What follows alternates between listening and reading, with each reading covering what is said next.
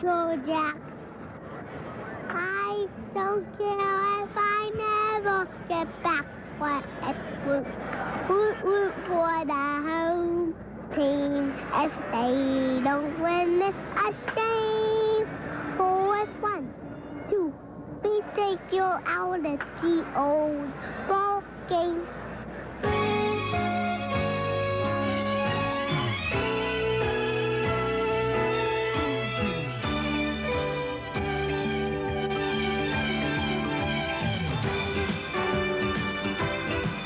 National Broadcasting Company, now in its 6th decade of bringing you baseball's memories.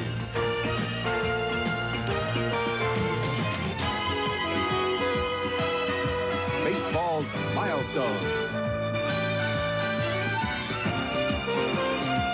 Baseball's majesty.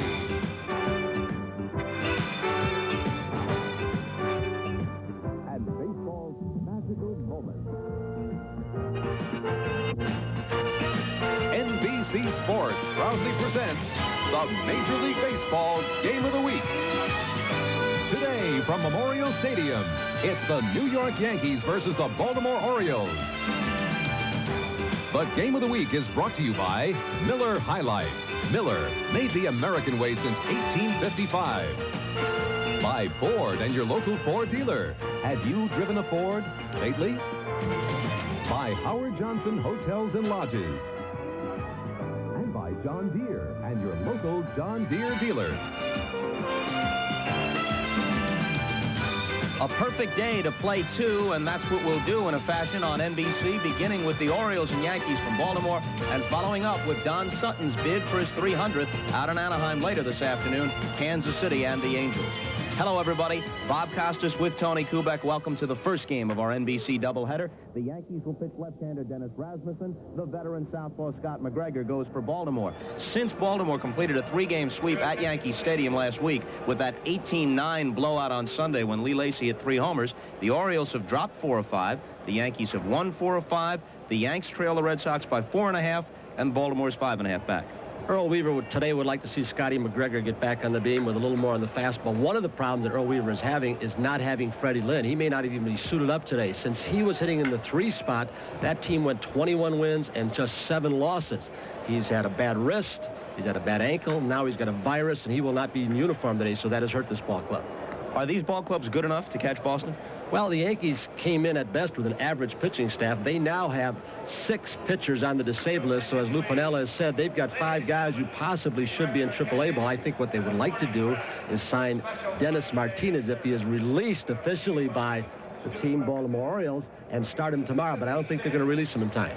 What about Baltimore? Is Earl Weaver's team good enough? Yeah, I think they are. They have this great habit of playing under pressure. When you've got Murray and Ripken, and when Freddie Lynn gets back, Beniquez hitting the way he is, Ossie pitching the way he's in the bullpen, yeah, they have enough to get into September. We'll be back to talk about Dennis Rasmussen and Scott McGregor and check the starting lineups in just a minute.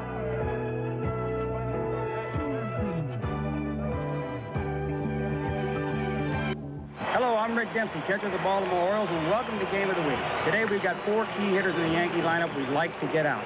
The number 1 hitter, Ricky Henderson. We've been walking him quite a bit, and it gets us in trouble because that sets the table for the next hitter, Don Mattingly. We have to change our pitching plans because we have to throw him a lot of fastballs to keep Henderson from stealing.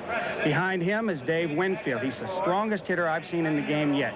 He can hit line drives out of any ballpark that I know of. And he's the kind of guy who's always looking back. You watch him today, he's going to be looking to see where I'm setting up. He's going to be trying to steal pitches from the catcher all the time. And behind him, a new hitter, probably you don't know much about him, is Pagliarulo.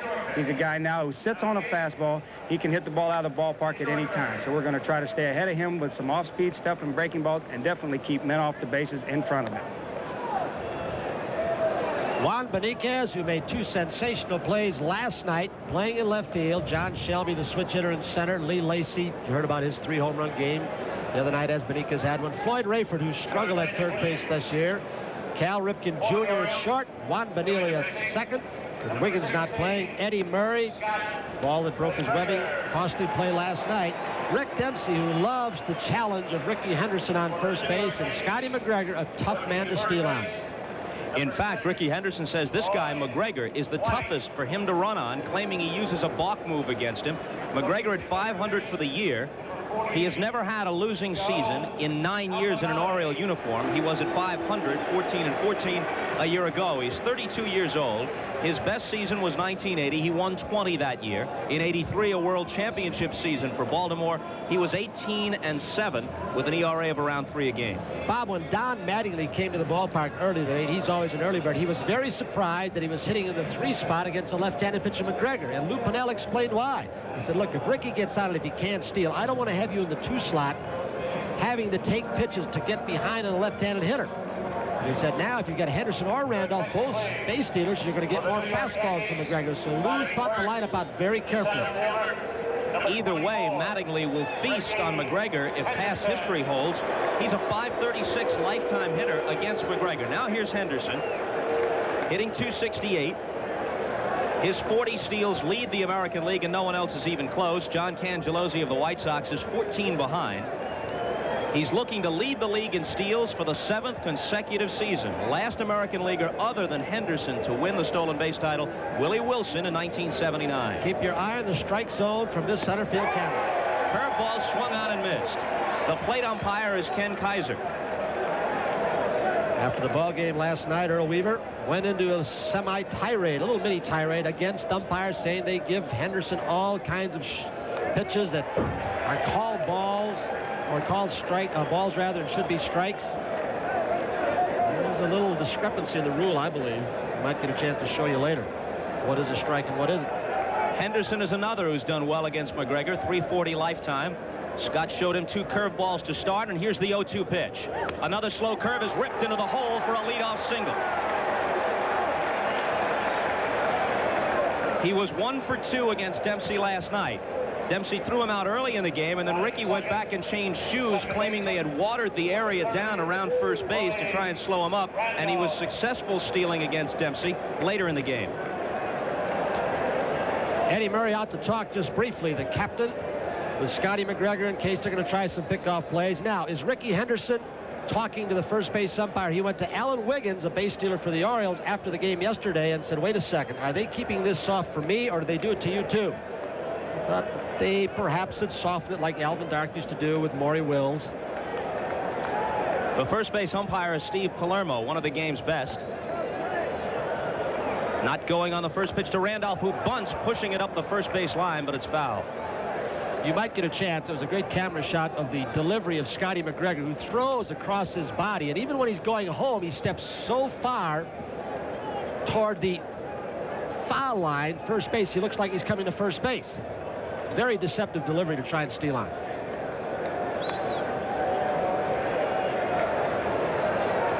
Henderson, who'll take chances, has been picked off several times, but since joining the Yankees, he's only been thrown out by a catcher 8 times. That's while stealing 120 bases.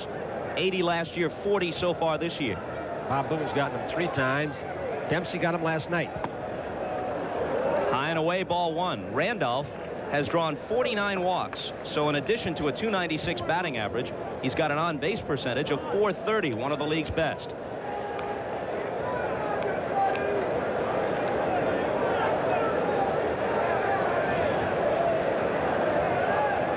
Not going on the 1-1 pitch.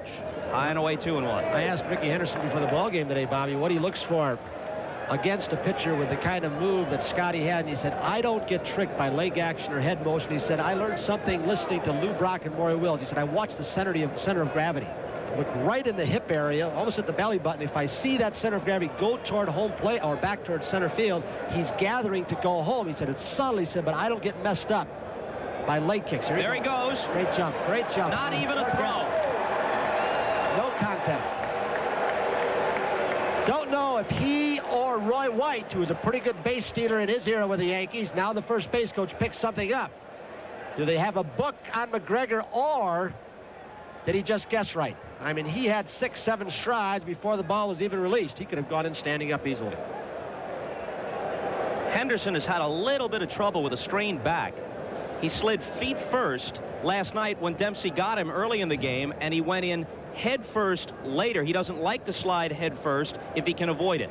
Willie Randolph, I believe, is having the second base umpire go way out to center field. There is a man with a white shirt who had something in his hands, almost like he's signaling an airplane to come in on an aircraft carrier. That white hat and another one in the other hand, and I don't know what he was doing, waving him. It was distracting to Randolph, apparently. Now the white shirt's going to go off, too. Now you got a good hitting background. This is the kind of background that was not an ideal hitting background for years, when that White House was out there before they put the black speakers, before they put those two big electronic scoreboards in left and right center field. It was harder to hit a ball out of here.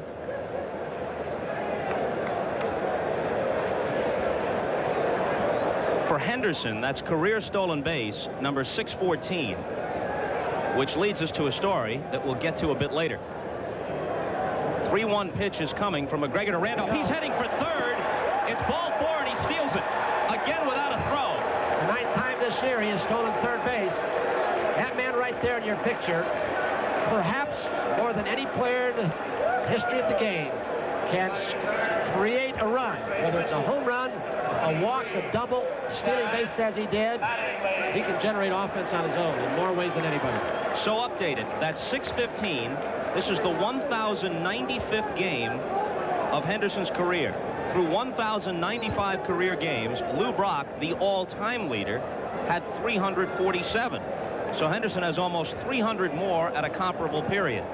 But remember about Brock.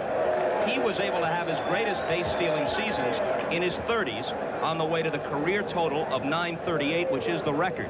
Henderson's got a chance to break it, a good chance. First and third, nobody out, and Mattingly bounces it back to the mound. He looks Henderson back, gets one at second, and there's the double play. You might get a chance right there. Now here's a guy who is an exceptional base stealer and base runner, and yet Ricky Henderson made a mistake. He should have come and forced Scotty McGregor to come for him, give up 1 out. And he still would have had him at least on first and second. He bluffed, went back, and they get 2 outs. So a great base stealer does not make a great base running move in Ricky Henderson. He allowed him to get 2 outs. If he comes home, they get a run if they get the double play. If McGregor comes home, they get him, but he's got 2 men on for this big guy in the bat in the cleanup spot. Winfield's batting average uncharacteristically low. Power stats pretty good. On the outside corner, strike 1. Notice Winfield's socks. He's hiked them up, the pant legs, almost to knee level. His quote earlier this week, we've been winning some ugly games. We're winning ugly. We might as well look ugly. Slow curve in the dirt. Caliarulo started it. Mattingly picked it up with the stirrups gone and the pants up high, and now Winfield's picked it up also. He's changed his stance. Remember how wide he was spread out? He's got his feet a lot closer together now, and he is closer to the plate. From the stretch with Henderson at third. Well hit to left. Back goes Beniquez. Forget it. Out of here.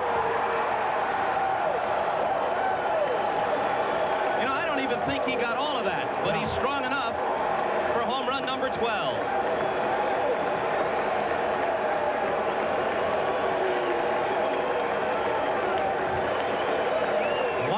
Scotty McGregor was looking at, though, and Earl Weaver also, that's Ken Rowe to the right of your screen, the pitching coach.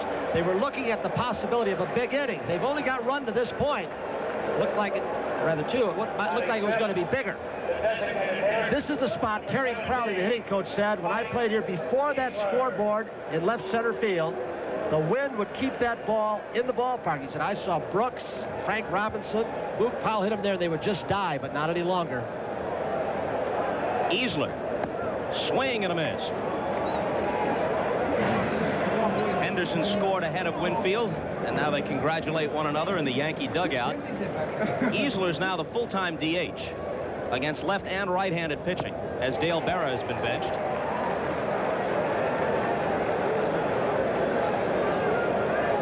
He's simply earned the job. The last 27 ball games, he's hit 23, hitting about 360 over that period. He's a guy that left-handers don't usually bother a lot because he hits the ball in left center field anyway, so he can wait longer on the off-speed stuff and the slider and breaking balls away.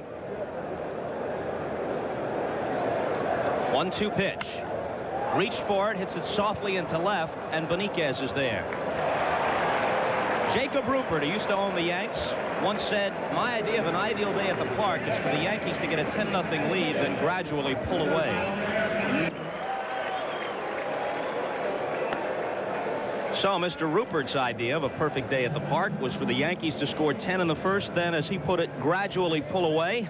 Lou Piniella will have to be content with a 2-run spot for Dennis Rasmussen to work with against Bonilla, Lacy, and Beniquez, Murray, Ripken, and Young, Rayford, Shelby, and Dempsey, the bottom 3. Behind Dennis Rasmussen, it's an outfield that can really chase the ball down. When you look at the speed of Winfield in right, Henderson in center field, and Renicky with a strong throwing arm and good speed in left. Paliarulo, he not only hits, but he can really pick it. A problem area for the Yankees. At shortstop, Mike Fischlin there. Beecham has been benched. Randolph, he's made 12 errors. Don Mattingly exceptional at first. Weiniger behind the plate.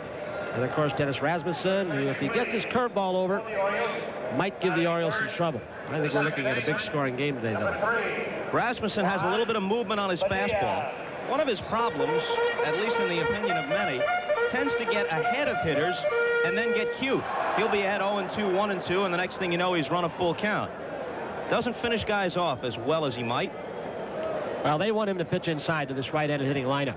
If he can keep them off the plate with a cut fastball inside, his curve and slider look a lot better. But if he lets it drift over the outside edge of the plate and they can lean over, he can get in trouble. Bonilla is at 277 as he stands in. Paliarulo in close, aware of the possibility of the bunt. Strike one.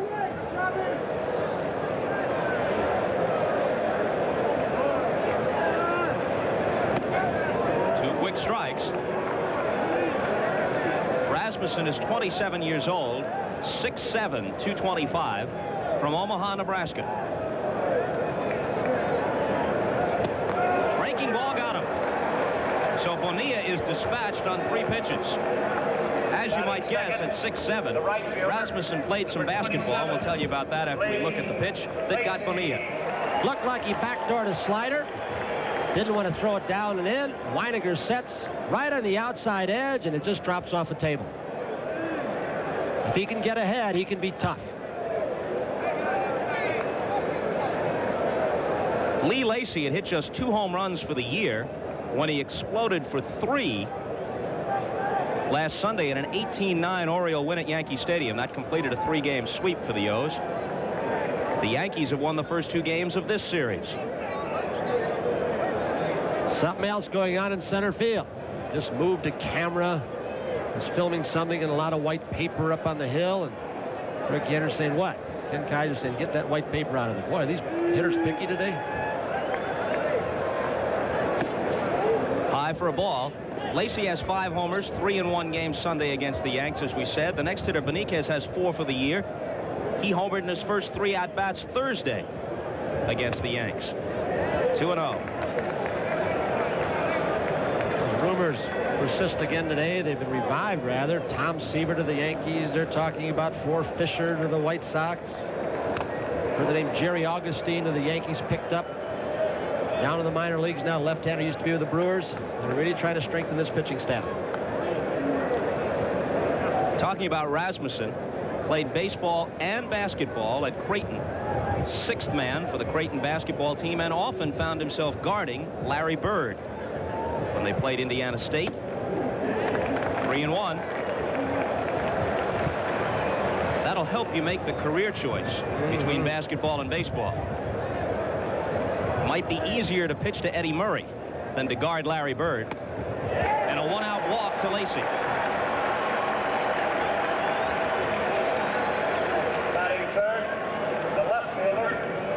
Both these teams have hitters in the lineup that will take bases on balls. They can be very disciplined. Orioles have a very high on-base average, tops in the American League.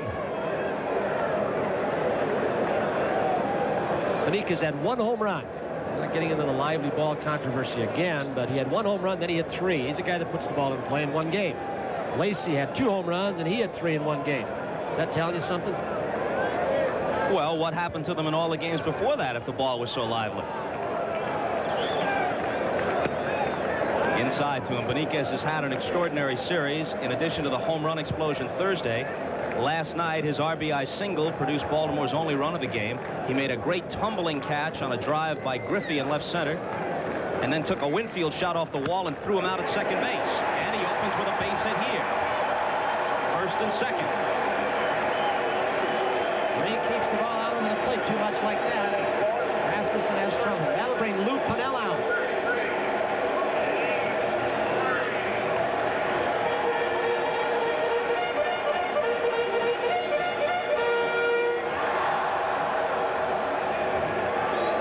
He is steaming.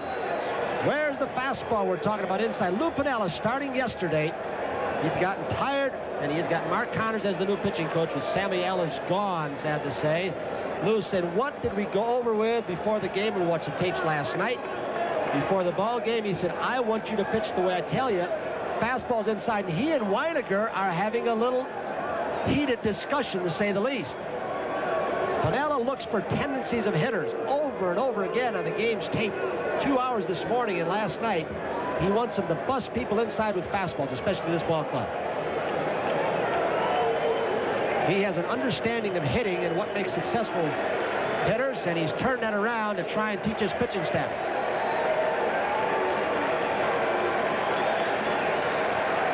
So Murray with first and second and one out takes a strike. With the exception of the strike season of 1981, Murray has topped 100 RBIs every year in this decade.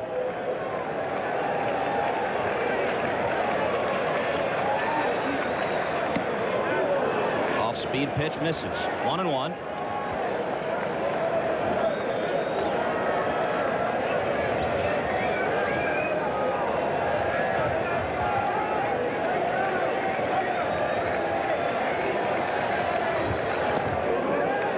Slow breaking ball. 2 balls and a strike to Eddie Murray.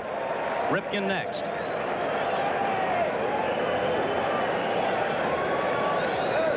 Piniella with a 2-0 lead that is in some jeopardy. 2 on, 1 out, and the Orioles' big guns ready. Rasmussen's 2-1 pitch. Fouled off. Bob Tewksbury, a right-hander, pitched an outstanding game yesterday. He got Murray out the last time he faced him on a change-up and 2 curveballs. There are 2 men sitting on base for Eddie Murray. And I'm not sure if I'd have made the statement in the paper this morning if Bob Tewksbury made it. He said Eddie Murray cannot hit off-speed stuff. Eddie Murray's going to wait for Tewksbury the next time. Foul down the right field line. If Eddie Murray truly could not hit any particular pitch, all those bedeviled American League hurlers would have figured it out by now. Yeah. He adjusts his stance from at bat and pitch to pitch at times. Now he has spread his stance out. And again, the 2-2. Through the middle. Ripken raised the runner home. It's 2-1. As Lacy scores.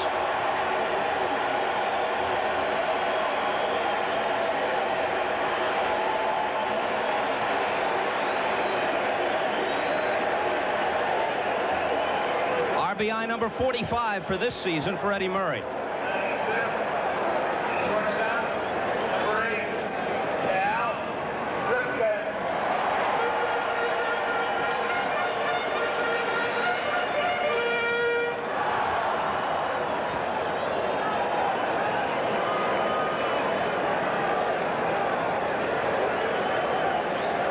So Piniella's lead has been halved, and they're not out of the woods yet. Ripken at the plate. Mike Young on deck. High for a ball. You could almost read in the 2 managers' face as they looked at their extra men and their bullpen as if to say, not one of those kind of days where we've got to run through an entire pitching staff. They played the longest 9-inning game in American League history with a rain delay thrown in last Sunday at Yankee Stadium. Lou Piniella knows what a tough day is all about. You score 9 and lose by 9. Ripken hitting behind Murray today because Earl Weaver wanted him to protect Murray. And drive-in runs. Beniquez will be stopped at third, and the bases are loaded.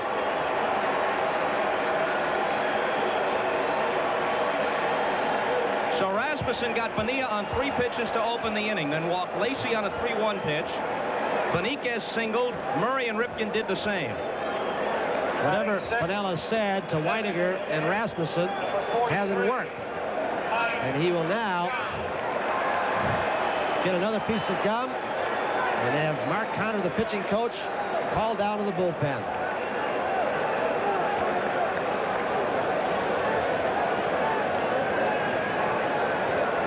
And Ed Whitson gets ready. Here's a guy whose role has changed seemingly every day. Starter, long relief man, pitching only on the road when the Boo Birds at Yankee Stadium got on him for a while. Mike Young is beginning to catch fire now. He's hiked his average to 261 after a terrible start. Ball 1 inside.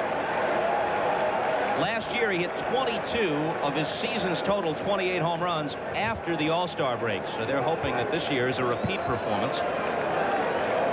And watch his stance and see if he doesn't have a little copycat of Eddie Murray. That got Kaiser. Got him on the right forearm.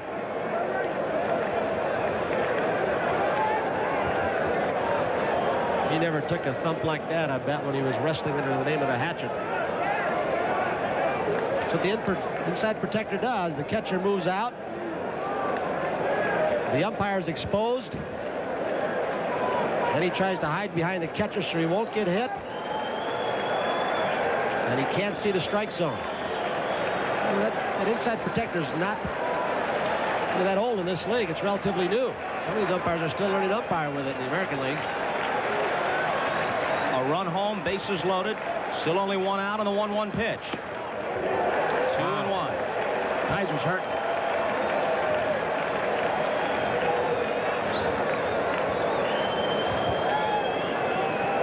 Piniella getting on Kaiser a little bit.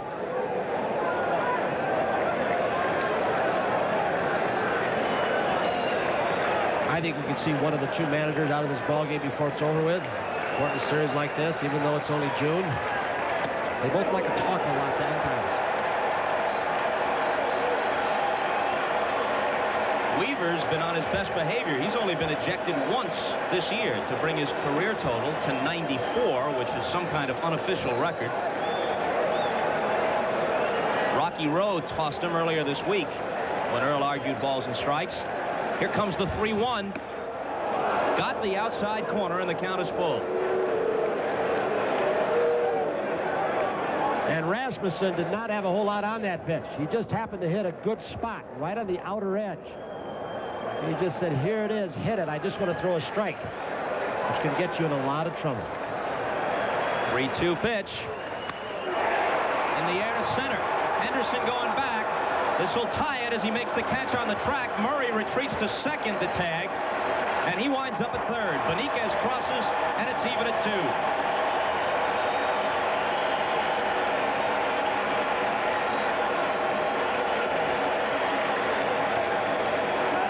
If Ricky Henderson has a deficiency, it is his throwing arm as he battles the sun and takes it right back to the warning track.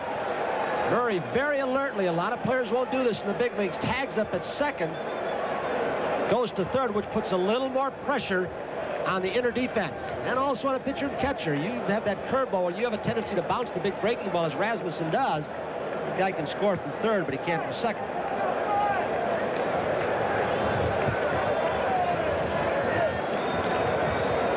Now the Honey Bear, Floyd Rayford.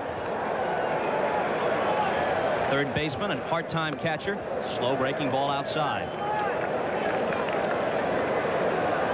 Murray at third. Ripken over at first with 2 out and 2 home.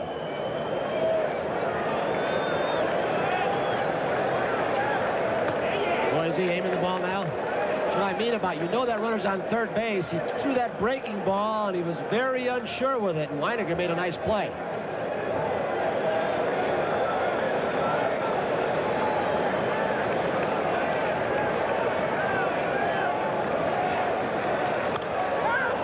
It up, and Weiniger looks like he'll have room. After 1 in Baltimore, tied at 2.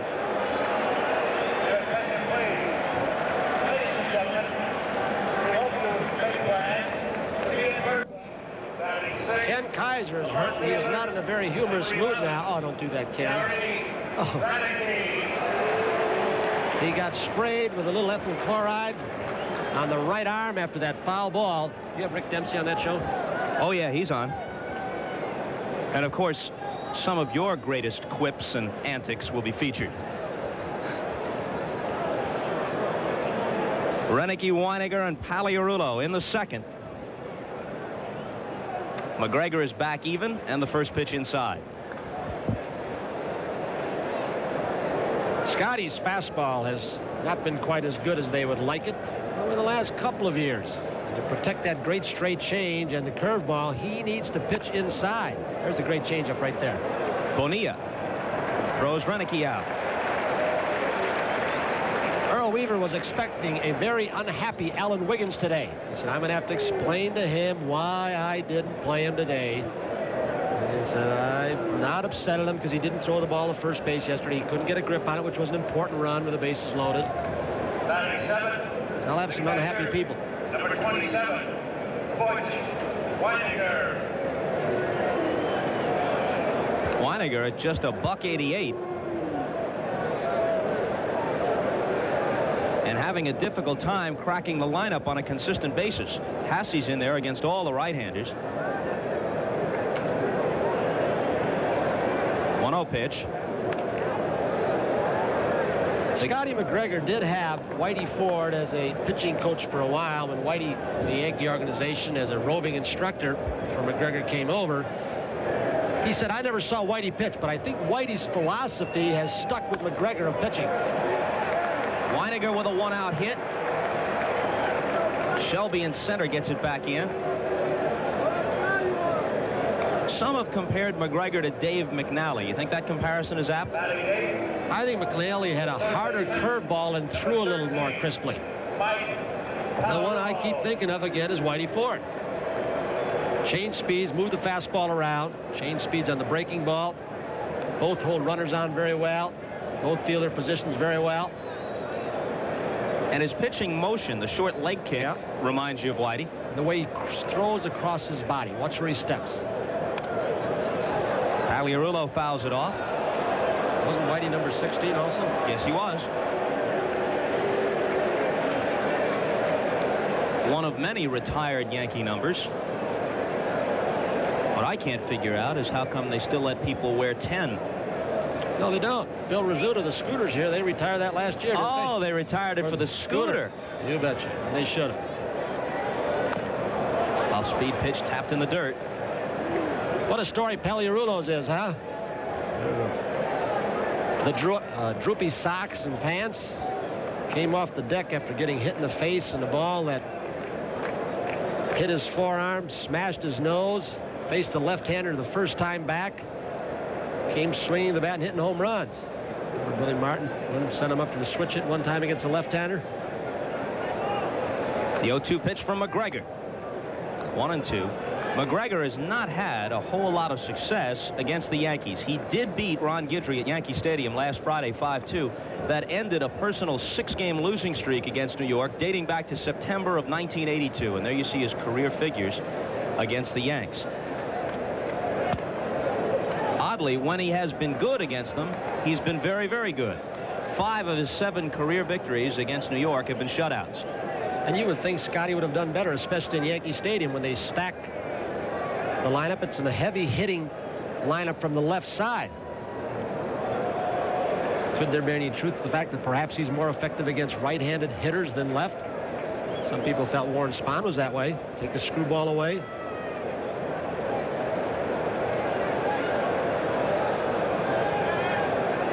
And the 2-2. Had him 0-2. Now the count is full. I think Spahn has lost something in his twilight. He's really given up those homers in old-timers games. Luke Appling got him for 1, then Rico Petrocelli. He's hanging that curveball at age 65. And the 3-2. But first, Weiniger is chased back.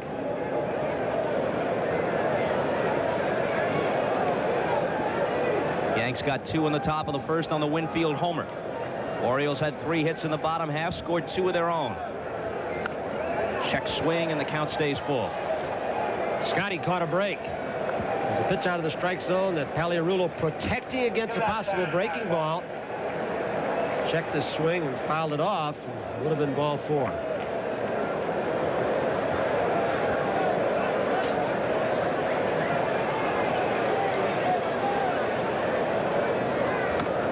And this one is ball 4. First and second with 1 out as the shortstop Fischlin comes up.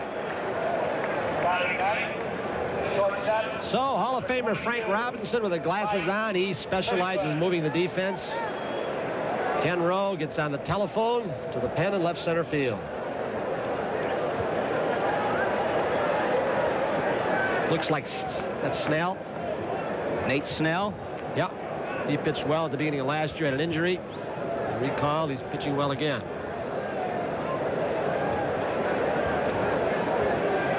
Fischlin was at short last night. The Yankees are very concerned about the shaky defense of Bobby Meacham, who physically is certainly the more talented infielder. But he has made a lot of errors, and many of them at seemingly critical moments. Hey, Willie Randolph's made 12 errors also. Second base. Inside ball 1. In fact, the error Randolph made last night, giving him 12 for the year, gave him more than he made all of last season. Going to be a long day, huh, Earl?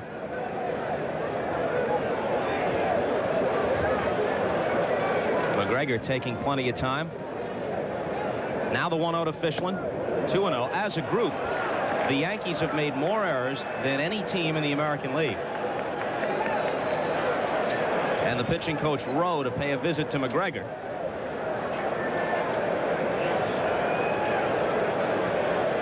Rowe succeeded Ray Miller when Miller went off to Minnesota to manage the Twins.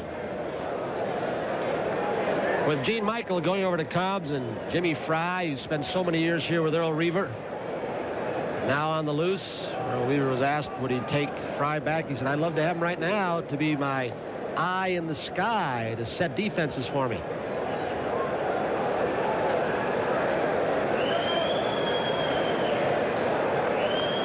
Regardless of the recent troubles for the Cubs, no one will ever forget the job Jim Fry did in '84 or in '80 in Kansas City when he got the Royals into the World Series, beat the Yankees 3 straight that year in the playoffs.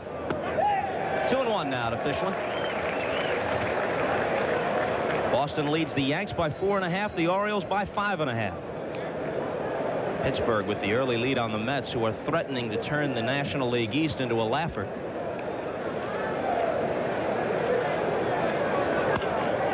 That is foul. 2-2. Scotty McGregor felt that throwing a fastball first pitch.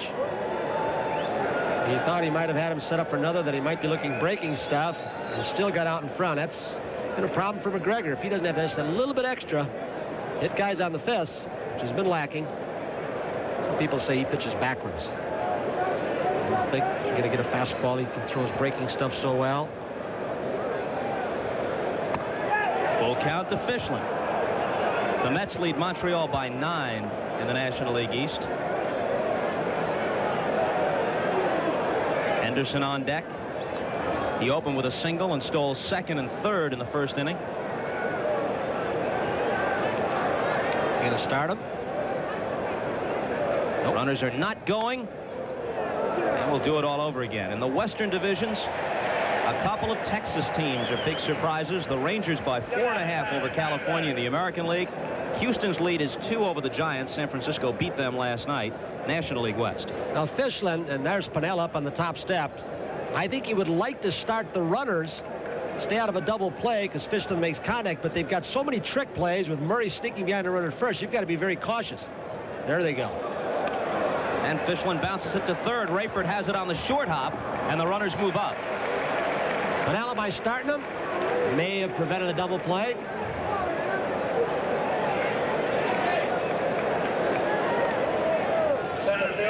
So Weiniger's at third. Pagliarulo is at second. And it's Henderson's turn again. Last year, Rickey Henderson led all of baseball, scoring 146 runs. The most any American leaguer has scored since Ted Williams came across 150 times in 1949.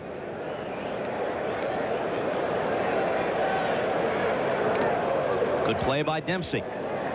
In fact, Henderson was the first player, since he played fewer than 146 games, the first player to average a run scored a game since 1939.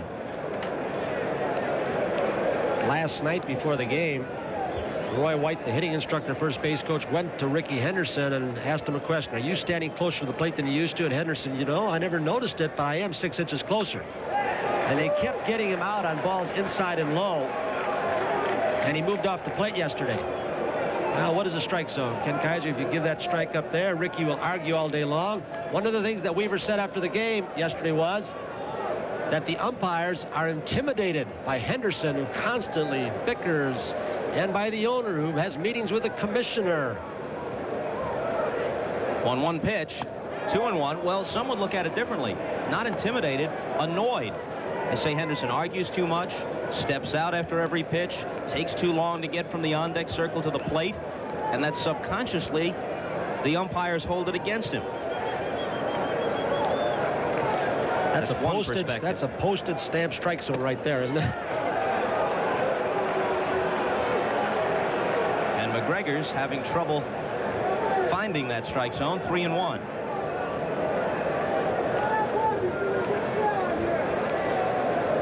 See what Steinbrenner said about a week ago? I will not stand by and have Ricky Henderson selectively prosecuted. 3-2. And how many base stealers, great base stealers like Henderson is, you know, who can still hit the ball 450 feet with, he is so strong. He's got 9 homers already this year.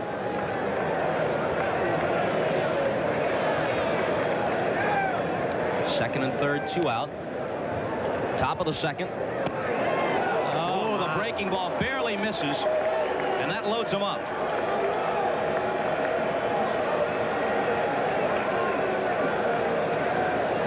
We'll let you be the judge. It's a very tiny strike zone. McGregor goes breaking ball. Now, when he caught that ball, remember, it's about 4 to 5 feet past the front plane of the plate where the strike is supposed to be called. And that might have been a strike. Ricky was walking down to first base before the ball even went through the hitting plane. Randolph walked in the first, ball 1 outside.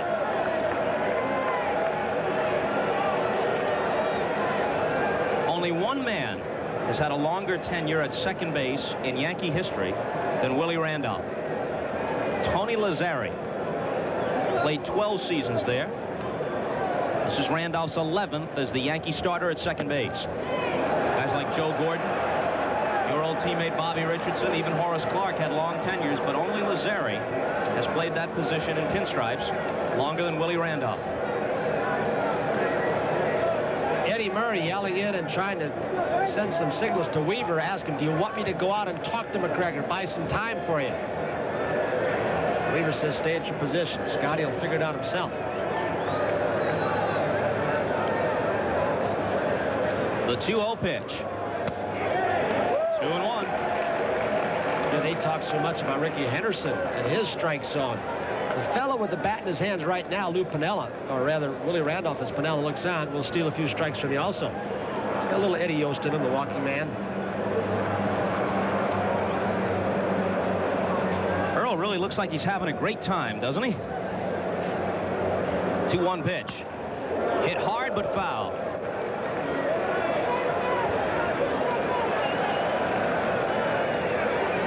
Now, Earl keeps a very comprehensive list of how many times his bullpen is up, how many pitches they throw, how many times they get in the game, when they last pitched, how many days in a row. And he knows his bullpen has had an awful lot of work in the last week or so.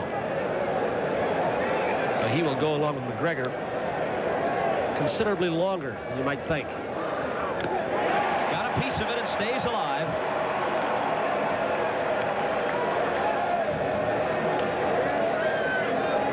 Dempsey disappointed that he couldn't hold it, but that's purely a chance kind of play. There's no way you can practice this. If it sticks, it sticks. There are catchers, though, and Yogi happened to be one of them.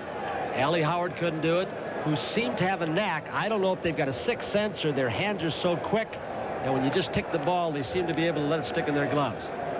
Should be easier now with the bigger gloves than in Yogi's day. Popped up. And they'll get out of the inning. Lacy puts it away in right. And McGregor walks off disappointed with his performance so far. This is probably as docile as you will see a Lou Piniella between innings, having a very amicable conversation with Ken Kaiser, the home plate umpire. He's the guy who tears his uniform off, runs home in his uniform, all the way from the ballpark when he makes the last out, tears out bases, kills water coolers. A nice, sociable lad, Lou Piniella. And he is that. He's a very charming guy in repose.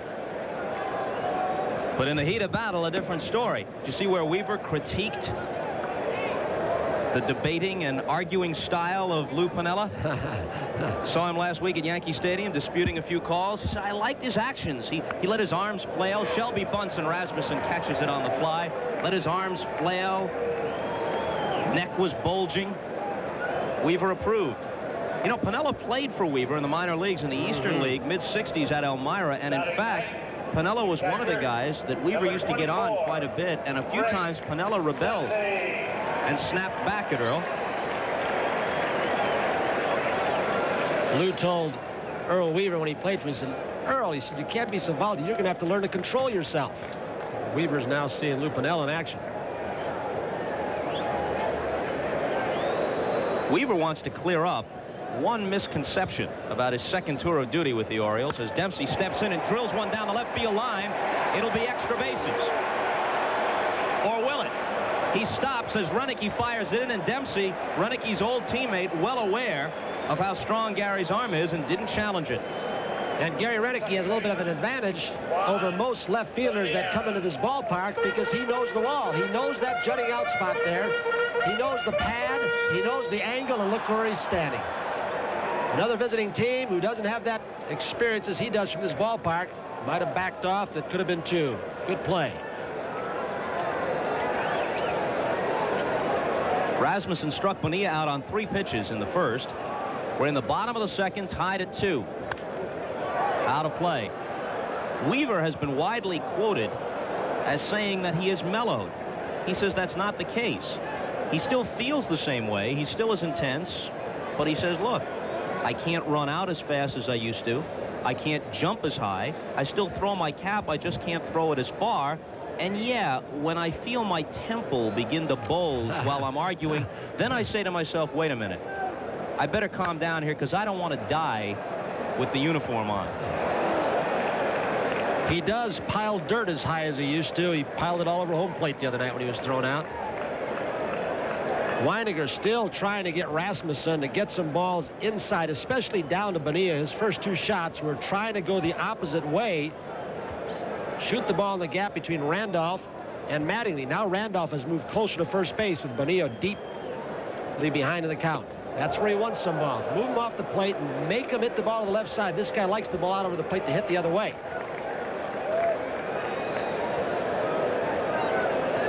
He wants this down and in bad, and he finally throws one there.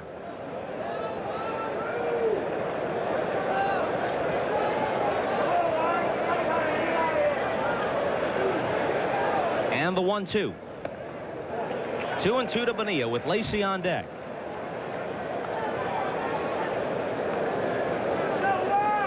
Cal Ripken Sr. in the third base coaching box. Bonilla glancing down at him. Jimmy Williams is the Oriole coach at first. Bonilla's bat control, even though there's not much speed at first base, a good pitch to run on. Rasmussen holds runners on well. Not going. Double play ball as Randolph backhands, gets to Fichlin and on to first for the double play.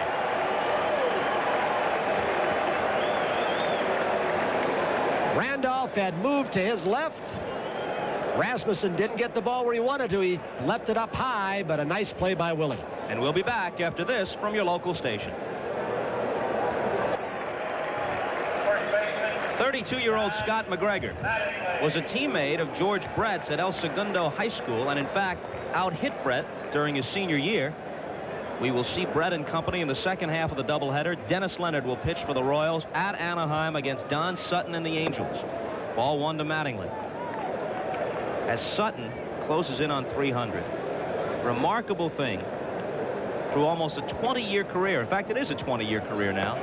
He has missed 4 starts.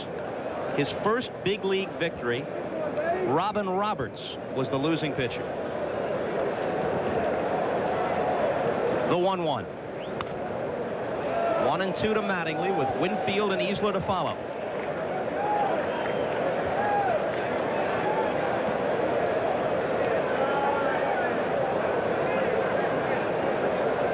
Watch him coil, Mattingly. He uses his lower body and shifts that weight. Pops the high fastball up, and they hold a team meeting on the right side of the diamond, and Murray makes the catch. When's the last time you saw a catcher go that far out like Winfield did in case Murray lost the ball? He almost ran him down. Let's look back to Thursday night and one of the great catches you'll ever see. Lee Lacy with a drive to right field, looked as good as gone. And look what Winfield does. Sloshing to the warning track, up and over, and he pulls it back. Says it's only the 3rd best catch of his career. The best, one he made at Yankee Stadium in left field, going about 2 rows into the stands to take one away from Doug DeCinces. And then he made a similar play against Oakland in 1981 in the playoffs. What did Lee Lacy say? He has more verticality than Ralph Sampson? Whatever that means. Verticality is a key asset, there's no doubt. Winfield homered in the first. 2-0 to him. Big guy in the batter's box. I don't even think it's a question that he's a borderline Hall of Famer. You look at the offensive statistics over the last 10 years, and Yankee Stadium has hurt him, I'm sure, in the power production area, but defense, base running, throwing arm, how do you measure that? He has done it as well as anybody in this game for 10 years. Well, there's no doubt he has all the assets of a great player. But when you stack up the overall performance, he has been excellent. Has he yet been great enough, long enough to be assured of a spot in the Hall of Fame? You might get an argument there. You might. I could counter that with some numbers, but the intangibles, which are not measured, that he has done. He is one of the best base runners in the league, better than Rickey Henderson, not base stealer. Who runs the ball down better in the outfield? He can be a center fielder with a lot of clubs. In fact, he is their best center fielder. Rickey Henderson happens to be playing out there.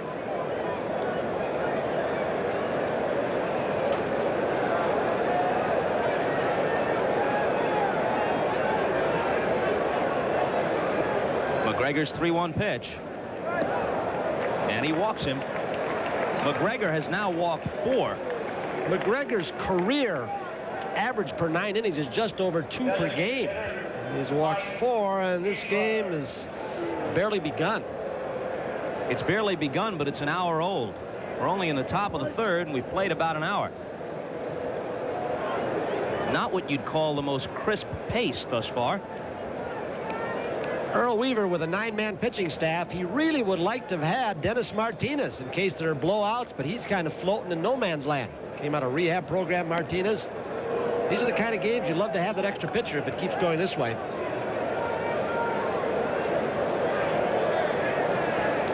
Little shoulder problem for Dennis Martinez. Went down to the minor leagues. In fact, he beat the Yankees Columbus team last week, I believe, 7-1, pitching in AAA level.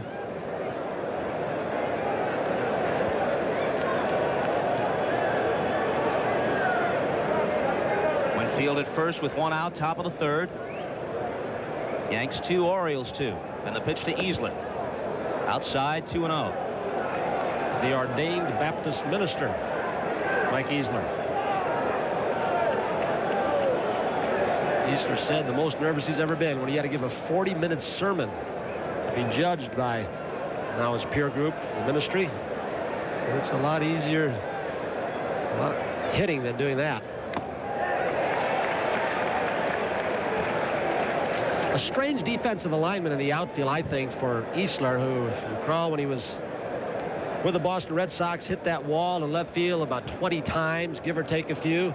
Those teams play him the left center field. Couldn't it be an indication they're going to try and make him pull the ball and change up? Curveballs and changes. Might throw him fastballs out of the strike zone up, but make him hit the off-speed stuff. He's going to have to produce, as he has been for the past month or so. to get Yankee fans to forget about Don Baylor. Baylor is on fire for the first-place Red Sox. Easler's the guy they got in exchange.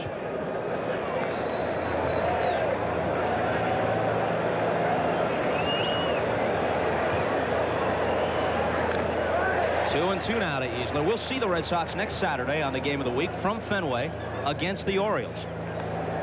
And the Red Sox come into Yankee Stadium for games Monday, Tuesday, and Wednesday.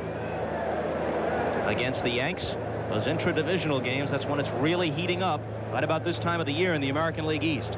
You know, when Scotty McGregor, we've talked about how he holds runners on. It's not just an advantage to cut a base stealer down, give his catcher a chance, but you can't get a good jump to break up a double play, something that Winfield does as well as anybody in the game. Every time McGregor's going home, Winfield is leading back toward first base, so McGregor's deceptive move home is taking 3 or 4 steps away from Winfield, so he can't tear up the middle infielders on a pivot play.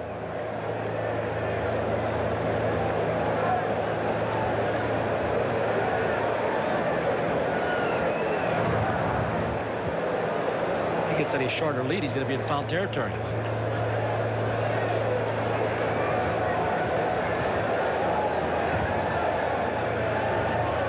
Not going, and McGregor's pitch is foul back.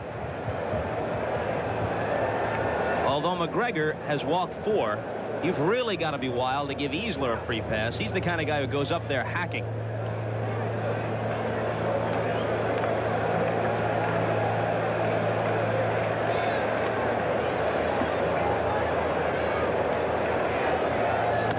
And he struck him out. He set him up for that fastball and threw it by him.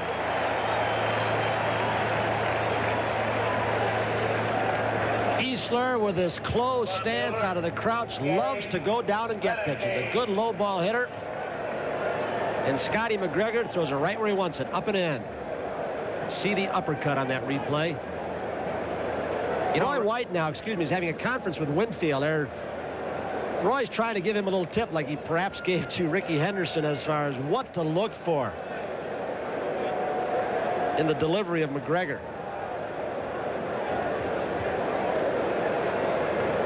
Renicky now, he grounded out in the second inning.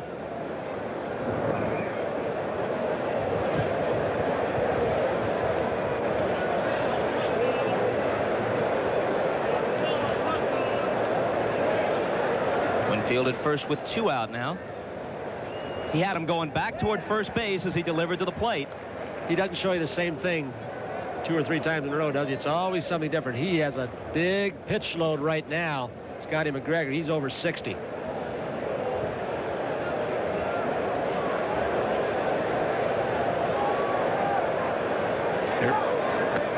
Winfield bluffed the go and stopped. And Renicky's behind 0-2. Winfield did have Bonilla out of position. He was covering from second base for a possible steal.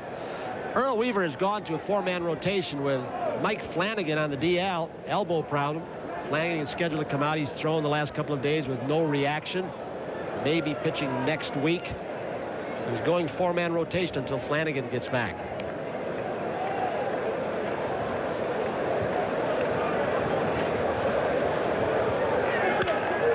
Hit into left field, and that will drop in front of Beniquez. He gets over to cut it off, but Winfield is galloping for third, and he's there. Bad throw. Play at second. That's high, and a leaping grab by Bonilla to save Rayford an error. The Yankees have runners at second and third.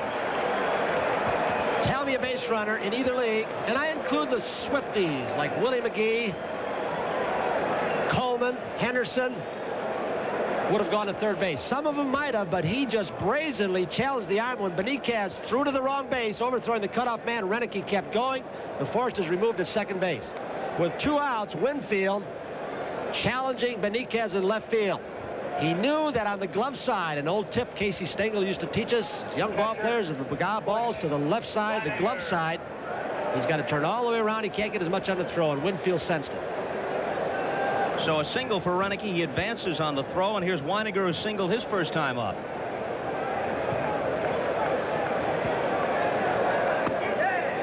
Strike 1 on the inside corner. I'll tell you one thing, Casey Stengel is prominently represented in the Sports Humor Show tomorrow on Sports World. That really is a good program. I think the folks will get a kick out of it. You'll see some of Casey's best monologues. A 1 pitch. Hit off the fists, and Beniquez is coming on to take it. The Yankees strand 2. They lead the American League in a dubious category. Most runners left on. They've stranded an average of 8 a game, and they've left 5 already today. This is Bill McAtee in New York. The Cincinnati Reds, a club shrouded in controversy these days, has fallen behind Atlanta in the 4th after Omar Moreno doubled. Dale Murphy singled to the left side off Mario Soto. Moreno scores. The Reds trail the Braves now 1-0. Bob? All right, Bill, thanks very much. Bob Costas and Tony Kubek in Baltimore. We move to the bottom of the 3rd, tied at 2. As we look at Dennis Rasmussen, it's interesting to note the Yankees have twice traded big names to acquire him. They got him the first time in 1982 in a deal that sent Tommy John to the Angels. Then they traded him away again. He was with San Diego when they reacquired him. And Greg Nettles went to the Padres in that transaction. As Lou Piniella seen some pitchers go down. Tommy John with Achilles tendons problem. Scurry's still out. Holland's still out. It goes on and on. And of course, Britt that talk Barnes continues about Tom Seaver leaving the White Sox, coming to New York. Burns with a hip surgery now. He's got a 50-50 chance, they say, to ever pitch again. Montefusco down. Ball 1 to Lacy leading off in the bottom of the 3rd. I heard that the Yankees could have had Moose Haas for a song during spring training, but were wary because they thought he might have arm troubles. And in fact, after a great start for Oakland, Haas now does have a sore shoulder. But considering their lack of starting pitching, depth-wise, the Yanks certainly could have used Haas. 1-2. You know, I think the Yankees' starting pitching earned run average is like 3rd in the league, though. Starting pitching. Now, there are 9 teams in the American League that have got earned run averages of 4 or more, which is really something.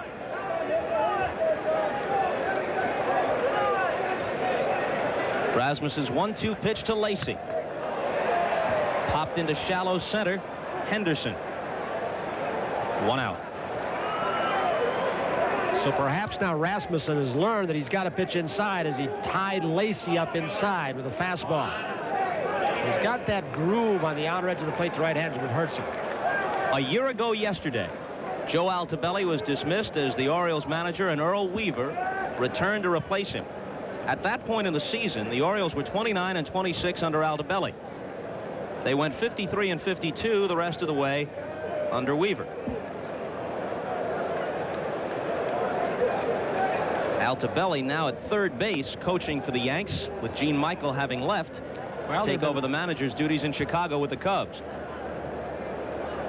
Don Zimmer, coach for the Yankees, left along with Jimmy Fry. His name has been rumored, but if it's not Zimmer, one of the best baseball minds going is sitting down in Florida. Former Yankee Clete Boyer used to coach for the Oakland A's, one of the fine 3rd base coaches. Don't know if Clete would be interested, but there is a tie of success there. And Clete got along very well with sometimes temperamental Ricky Henderson. The 1-1 pitch to Beniquez. A drive to right. Winfield shy of the track for the 2nd out.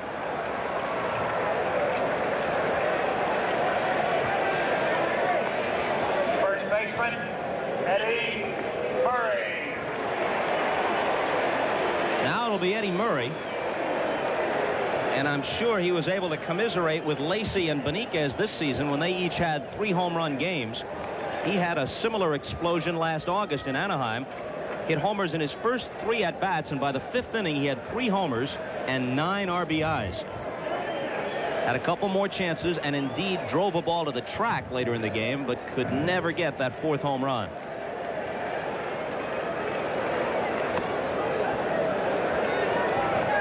He's had that vision problem. I don't know if it started last year, but batting practice yesterday, he wore glasses. It's a kind of a touchy subject with Eddie. He doesn't like to talk about it. Earl Weaver thinks he ought to get used to those glasses in the offseason. He's trying to do it during the season.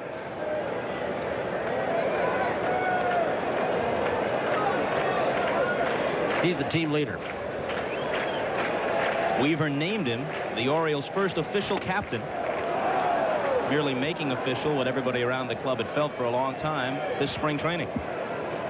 And Eddie Murray attributes his leadership qualities to the man who was inducted in the Orioles Baltimore Hall of Fame, Ken Singleton. And Lee May, now the hitting instructor from Kansas City. Jimmy Palmer also put in today. That's through the hole. And Murray is 2 for 2. You better not try and pitch him the same way 2 at-bats consecutively, because he will adjust and readjust. If you stay in one spot with one pitch, with one series of pitches, Eddie Murray will eat you up. Now Ripken, how much longer at shortstop for this guy do you think, Tony? As you know, for a couple of years now, there's been a controversy here. Weaver likes him at short, but a lot of other people in the organization feel eventually, and maybe sooner than later, he ought to be over at third base. I think he'll stay there until they find a shortstop that can play the position defensively. People forget Ripken right now leads the American League in assists. You've got to worry about a guy that weighs 215 or 220 at 6'5", that the constant up and down action. You got back problems and leg problems. Perhaps, as we look at Pops Ripken down there, perhaps Gutierrez, when he comes off the DL, he's had some chicken pox. And if he can be steadier, maybe that's the time for Ripken to go to third. We'll find out during the season. Because that's been a problem, the third base spot for the Orioles. They made like 20, 21 errors down there. Third base this year. They've played a bunch of people over at third. When you've got a bat like Ripken's, you don't want to take a chance and putting too much duress on him physically and mentally, although it doesn't show now, that you might take years off the end of his career.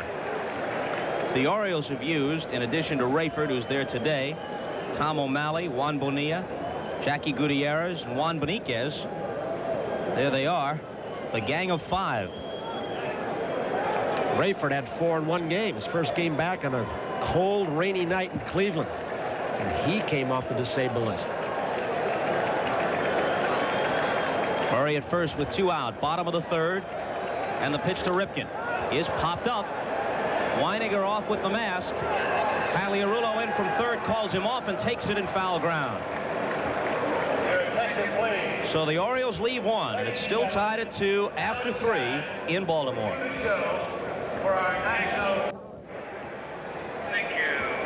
Tony, a moment ago here at Memorial Stadium, they had the fans on cue from the PA man Rex Barney holding up the posters they were given as they came into the park today, commemorative posters with Ken Singleton and Jim Palmer being inducted into the Oriole Hall of Fame. A tremendous tradition of success here. Well, Kenny Singleton, when he made his little pregame speech, told about 35,000 fans that the best pitcher he ever played behind was Jim Palmer. And I don't know, you can doubt that. Palmer, of course, on that staff, 4 guys, 120. Boy, Kenny Singleton could take that base on balls. He's one of the great DHs, I'll tell you that. Switch hitter. There's the poster given to these people here. In 1971, Cuellar, McNally, Pat Dobson, Jim Palmer, they were all 20-game winners. 2-0 to Pagliarulo, leading off in the 4th.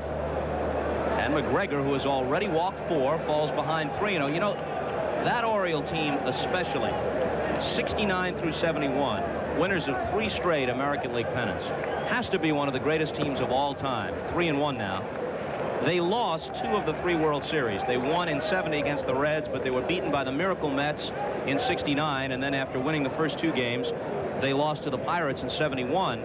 And I think those World Series losses, full count now to Pagliarulo, deprived the Oriole team of that era of its place in the minds of many fans as one of the great teams of all time. But I think that team of those 3 years compares favorably to the Oakland A's dynasty that immediately followed it, and to the Reds of the mid-70s. Struck him out with a high and tight fastball.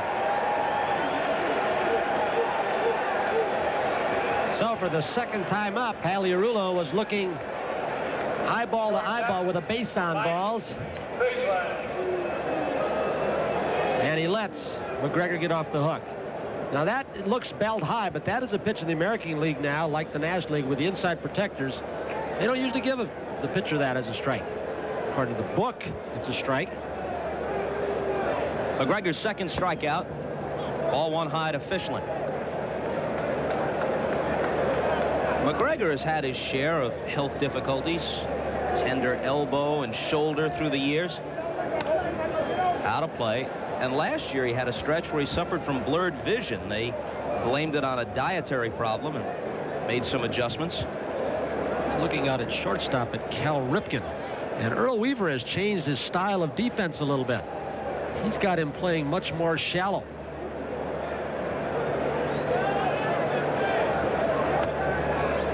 Ripken used to play back on the outfield grass. Weaver said, hey, you're making yourself run farther for the ball as the angle increases off the bat. Look where he's playing, even for a guy like Fischler who doesn't run that well. This one is hit off the handle, and in shallow left, Beniquez lopes in and takes it. Now as Henderson advances to the plate, let's look at the source of this controversy. George Steinbrenner saying, I will not have my man selectively prosecuted. Now this is fairly straightforward. Space over the plate between the armpits and the top of his knees when he assumes his natural stance, and Ricky's stance is a crouch. But now watch the rest of this. The usual stance when he swings at a pitch, and those are two entirely different things, because Ricky's going to straighten up and that strike zone is going to become bigger when he takes his cut. Those sentences in the rule book are side by side, and they're contradictory. Earl Weaver said, I may go to home plate today with a rule book if I feel like it. He didn't do it. And asked for my pitcher, Scotty McGregor, what strike zone are we using today? Sentence 1 or sentence 2? I don't know if it's deliberately worded so ambiguously to almost contradict the first sentence from the second. Weaver would like to know that too, I guess. I think Weaver'd like a glass of iced tea and a shower and a limo home.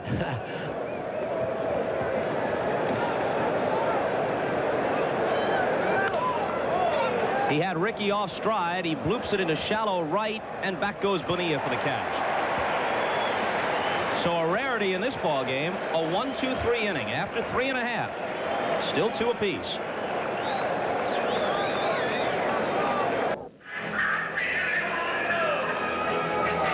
So the Wimbledon preview next Sunday at 1 Eastern Time. It's the 100th Wimbledon Championships. Wonder Boy Boris Becker will be back, trying to recapture that singles title. Will it be Martina and Chrissy again on the women's side? It seems likely. Is that a sport, tennis, that you excel at? I've seen you swing a bat, try and feel the ball and try and swing a bat. Average at best. Seen you play basketball. One day the water was too cold to swim in, so I know you can't do that. I've seen you swing a golf club. Is that one of your forts? Strong suit, tennis? Tennis is kind of an aristocratic game, and I'm a down-to-earth sort of guy, Tony. I'm in the Stickball Hall of Fame around Bayside, New York. For my cousin, Dr. John Miller, who was in attendance at this ball game, and I were legendary figures, but no, not on the tennis court. Our producer, John Filippelli, wants to know how many sewers. If you were a 2-sewer man in stickball, that meant you could hit it a long way. Mike Young fouls it out of play. So what were you, a half a sewer, or what were you? This abuse I will take no longer. Cincinnati and Atlanta even in the 5th. And Pittsburgh maintains that lead of 1-0 in the 5th against the Mets. Minnesota and Cleveland even up in the 3rd. They had 61,000 in Cleveland last night. Tribe's playing better than 500 baseball for the year. 2-1. Weiniger trying still to get Rasmussen to come inside. You can almost see where he's setting up location. There's the finger pointing. I want this inside if you can get it there. He did, and that's what happened. He's got just enough on the fastball when he sails it in on the right-hander's fist. They cannot get at it. They like to get those arms out for leverage, especially when you've got the slow curveball that he has. It's just hanging out over the plate. You want to go get it. He's got to come inside. Weininger finally is getting him to do it the last couple of innings. Might have just seen Mike Young back off the plate 4 or 5 innings in the batter's box. I think he might be coming in there again.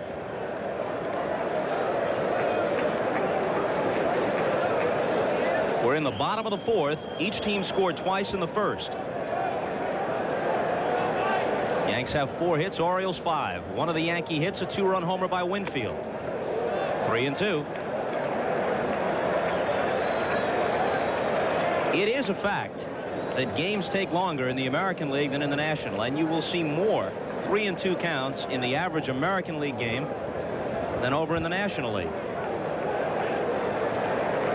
He walked him. Earl Weaver made the statement yesterday, and kind of happened, Jesse said. The stolen base is ruining this game in this league, too. To get Mark Connors, the pitching coach, out. He said, all we see is when Wiggin gets on or Henderson gets on, they throw over to first base 13 times, and everybody's standing around yawning. He said, let them swing the bat and get the 3-run home run. That's his favorite play, as you all know. Throwing to first base 13 times in honor of the 13 pitching coaches employed by George Steinbrenner since 1973. That's 13 individuals. Actually 20 different assignment changes. Some, like Connor, have had the job more than once. That's past Pagliarulo and a hit for Rayford. Young stops at second. 2 on, nobody out for the Orioles. It's interesting the way Pagliarulo played that, because everybody knows that Weaver does not like to bunt. He bunts as little as anybody. Look where he's playing. Rayford doesn't run well. The bunt is not in order, yet he's playing even with a bag, and it really cut his range down. Wasn't hit that hard.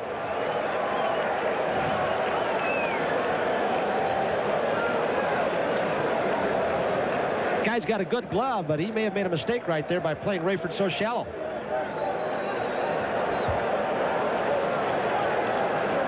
So now it's T-Bone Shelby who tried to bunt and popped to Rasmussen back in the second. With Lynn suffering from ankle and wrist injuries, and now the flu, Shelby's been playing a lot. He may have just been showing bunt. There are times where you might give your hitter in this situation the take side and expect him to fake a bunt to draw them in tighter at the corners. And look at the infield with Randolph. Everybody's so shallow. Weaver may put the switch on now. They want to find that out. Vela or Weiniger may have asked him to do that to see if the bat plane has changed and the hand slides up to tip off the bunt. He may step off again. And he drops it down. Rasmussen to third. Got him! What a play by Pagliarulo.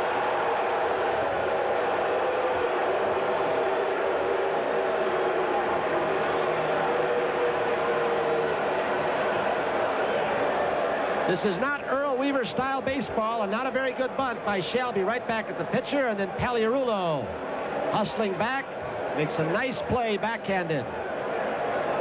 He had him. And Cooney made the right call over at third despite Young's argument. Depending upon what happens with this game, or even if the Orioles come back and win, one of the first questions writers are going to ask after the game is, Earl, you don't like the bunt. What are you doing? Dropping the ball down in the 4th inning. And Shelby had been swinging the bat well, hitting safely in 11 of his last 12 games with 4 homers in that span.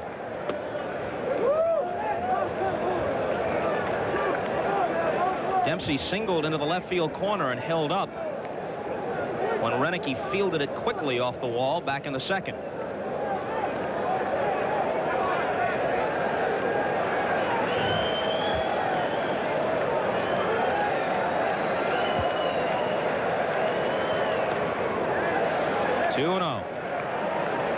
Lou Piniella appeared to be saying, come on, get a hit of one hitter, especially with men on base, pitching from behind all the time.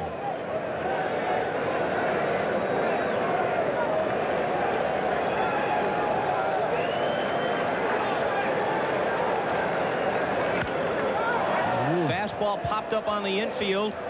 Pagliarulo is in foul ground, and he's got it. All four umpires with their hand in the air saying infield fly if fair. Dempsey had a pitch. It was a fastball over the plate that was aimed by Rasmussen, and he popped it up. Dempsey appears to be swinging only for home runs now. He's closed his stance. He's taking the bat way back as if to say, I don't care about my average. I'm just going to wail away and increase my power production. And he his had a good pitch to hit. reflect that. His batting average is under 200, but he's hit 7 home runs. So now with Rayford at second and Shelby at first, it's up to Bonilla. 2 out in the bottom of the 4th. Lee Lacy is on deck.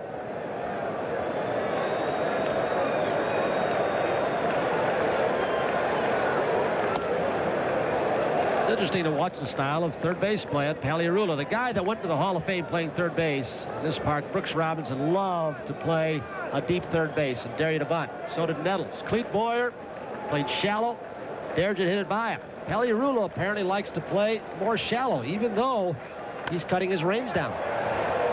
In right field, Winfield. The Orioles leave 2, and the game remains tied at 2. We'll be right back after these messages from your local station. On Friday night, June 27th, when the Orioles open.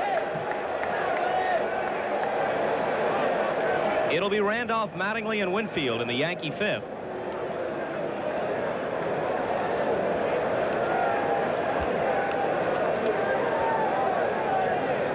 That's why this game has taken an hour and a half, and we're not yet at the midway point. Strike one on the fastball to Randolph.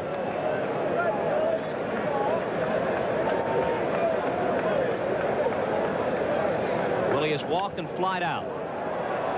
And he'll fly out again. Shelby looks into the glare and puts it away.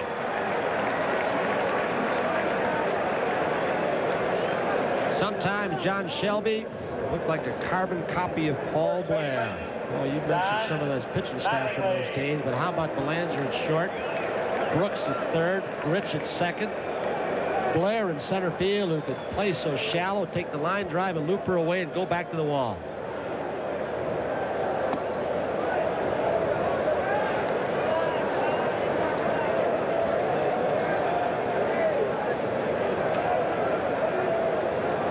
Pitch from McGregor to Mattingly.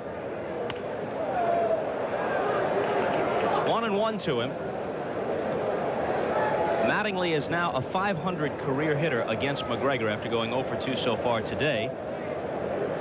You know, the thing that's interesting, and as we look at those numbers, here's a guy who's hit 12 home runs but has struck out only 11 times. When he sets goals, he doesn't say I want to hit 30 home runs or driving 100. He takes the little things that means so much, like striking out less, meaning he's putting the ball more in play, and the rest of the stuff will come along with it. Good changeup. One great first baseman retires another as Murray takes it unassisted on Mattingly. And now let's look back to Winfield's first at-bat in the first with Henderson at third. He takes McGregor deep to give the Yankees a 2-0 lead. The Orioles came back with 2 in the bottom half, and no one scored since. Look at Shelby where he is. He wanted to pull a Winfield, but he was about 50 feet short.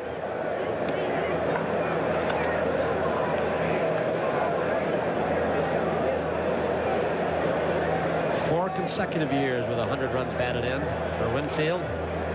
He's had them in on base. When you get a Randolph with his high on base percentage and a Henderson and a Mattingly, they're going to help you. So you still got to do it with the batting hand. You know, this thing he's doing with his pants legs is not just because he's talking about winning ugly and looking ugly. He thinks he might get some low strikes. Ted Williams used to talk that way too. One time he went to an umpire and said, "Where are my knees? And where are my pants so low?" And the umpire pointed. He was about 8 inches too low.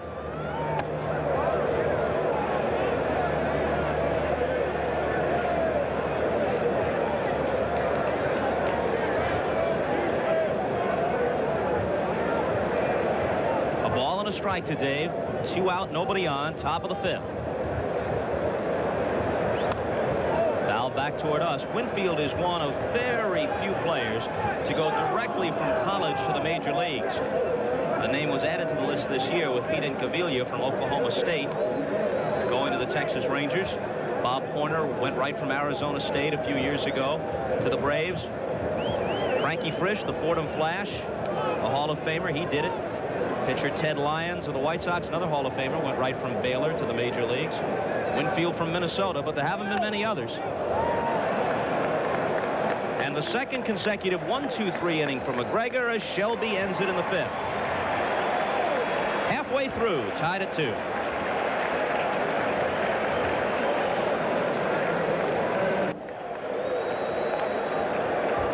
Temperature at game time was 83 degrees in Baltimore. Very close to a full house. To see these two renew hostilities. And usually at least one of them is in the pennant race, and most often both.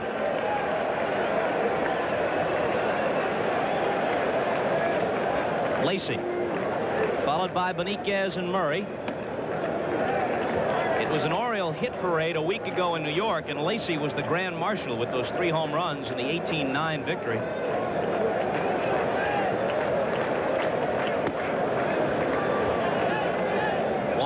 You got to wonder how much longer Rasmussen and McGregor will last as each approaches 100 pitches.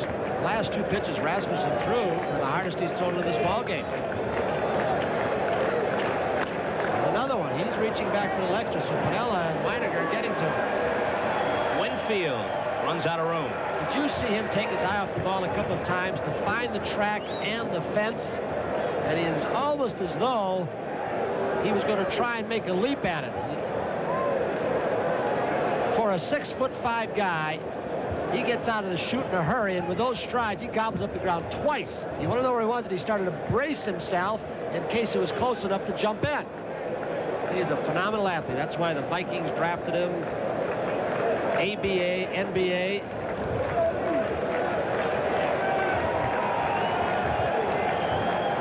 And the 1-2 pitch to Lacy. Last year, the Yankees owned the Orioles, beat them 12 times in 13 tries. The Orioles served notice and wouldn't be that way this year when they went into the Bronx and swept 3 last week. But the Yankees have won the first 2 games of this series. 7-5 Thursday, 3-1 last night. Henderson in shallow center takes care of Lacy as we go to New York to check with Bill McAtee.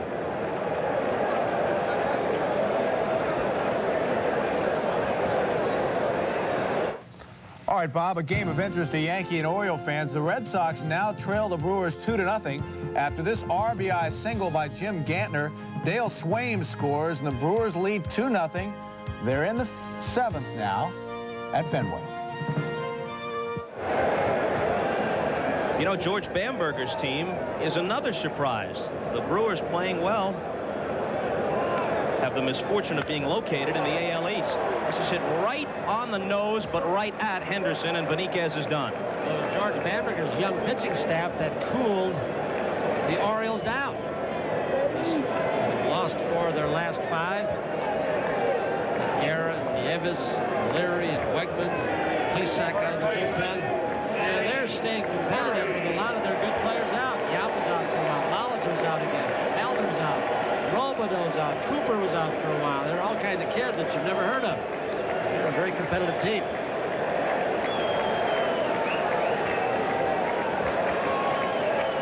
Murray has a pair of singles.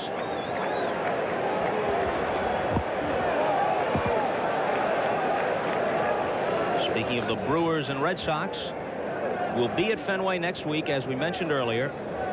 Orioles and Red Sox, and there's a good chance Roger Clemens will pitch that game for Boston. He's supposed to pitch Monday at Yankee Stadium, and working on 4 days rest, that would bring him due again on Saturday against Baltimore. At which time he could, if he beats the Yankees in a couple of days, could be 12-0.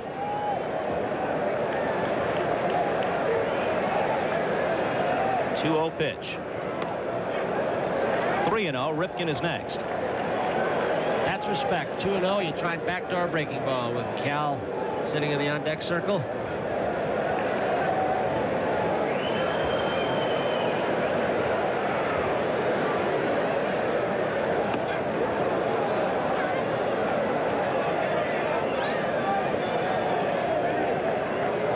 As I recall, 3-0. Murray does not particularly like to swing on. This was questionable, borderline high. And the 3-1 pitch. We saw that Oriole mascot a moment ago. Gutierrez, Flanagan, people like that on the disabled list. The Bird was on the DL for a while. He was dancing on top of the dugout roof and mocking the umpire when he tumbled backward onto the field. Injured his back, but the trooper that he is has returned. Cut fastball with a little extra again. And Eddie wasn't sure of because it moved so late. I wish they'd have a seasonal long DL for some of those animals. Oh, such a killjoy.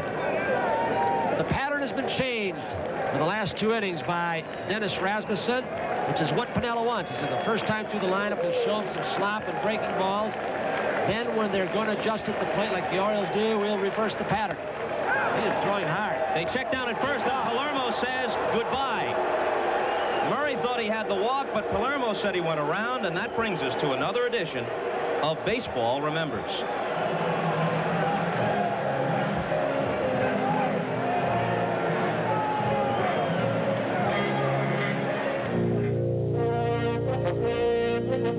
Old Spice presents Baseball Remembers.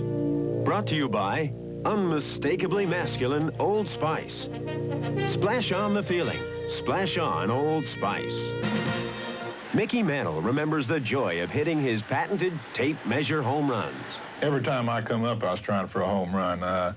I love to see it go a long ways, you know. I never did just try to hit a single or something. Casey used to yell at me from the bench, and I still swung as hard as I could at it, you know. But when I hit the ball good, I could hit it as far as anybody. I hit one 565. I'm thinking I'm going to hit one 600 feet today, you know. I hit long home runs. When I hit the ball good, it was a home run. And I almost hit it out of the stadium twice. And one of the times I hit it was a line drive. If it had just been about 6 inches higher, it would have made it out of the stadium. And when I hit it good, I knew it was gone. This is Bill McAtee in New York, and watch how the Mets started a big inning against Pittsburgh. Mike Bielicki throws a pitch in the dirt, and that allows Ray Knight to chug to third, and watch as Tony Pena throws it way into center field, trying to get Danny Heap at second. That allows Knight to score. The Mets have now added 4 more, and it's 5-1.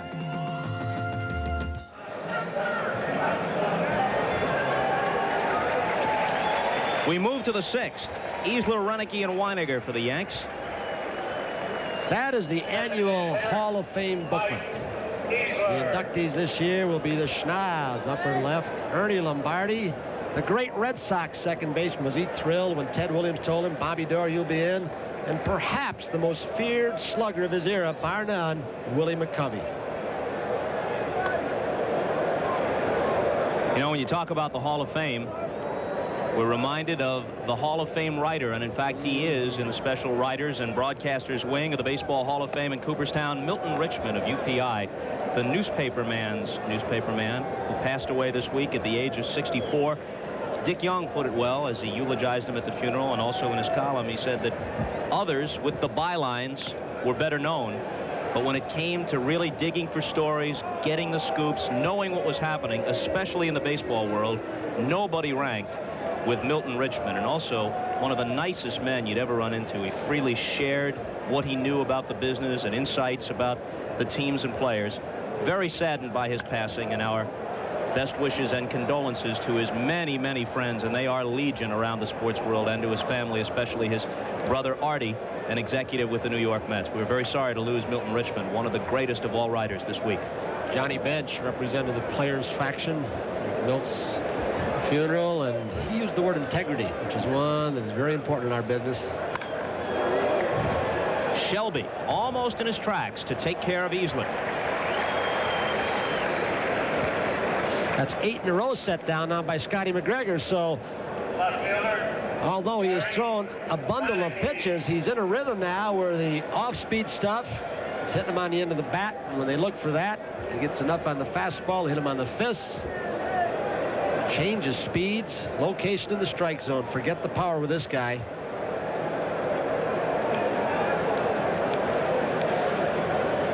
Again, a reminder, as every Saturday, we select the light beer from Miller Player of the Game at the conclusion of the contest, which is tied 2-2 in the 6th.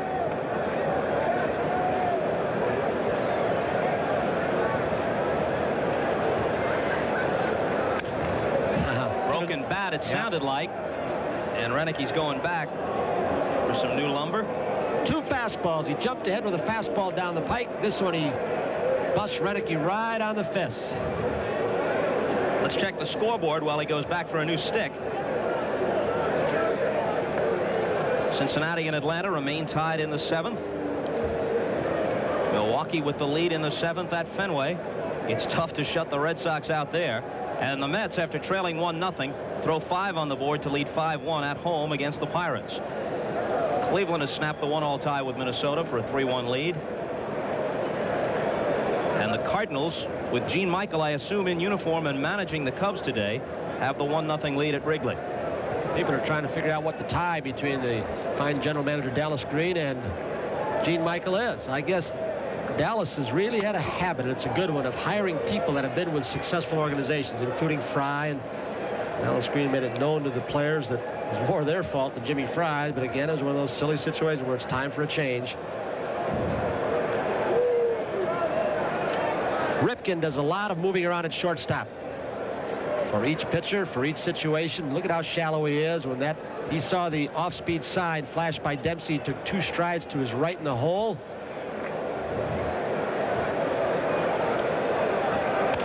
And the 2-2 pitch is fisted up into the air, and Ripken is back on the outfield grass to record the putout. You know what people forget about Ripken because of his size? They always say, and they talk about the quick little shortstop, whether it's Griffin or Ozzie Smith.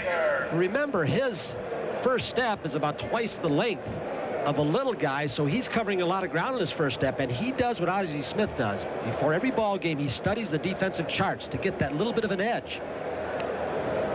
Ripken not only didn't miss a game last year, and for several seasons, with the streak at 662 now, he played every inning of every game last year. And the last player to do that before Ripken was Sal Bando with Oakland in 1969.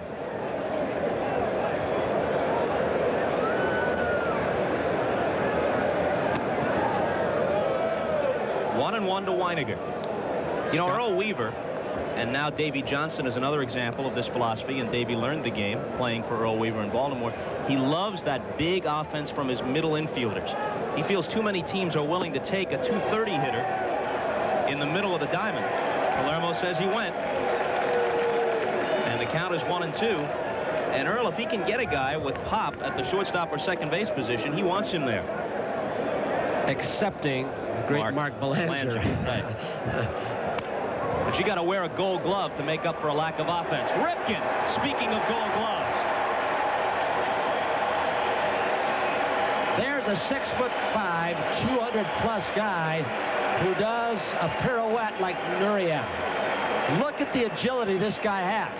Not just strength, but the quick jump and a strike. Ripken at shortstop. If you're Weaver, it's case closed.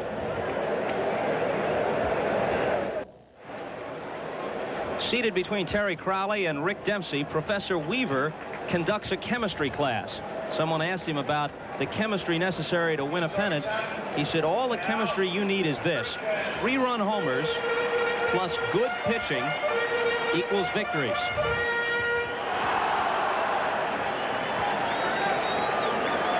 Now, wait a minute. You take, T.A., round ball plus a round bat and hit it squarely, and it equals a 450-foot home run.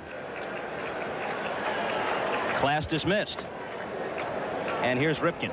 He said, today, though, we do not want to abide by another law of physics, that of inertia. The body's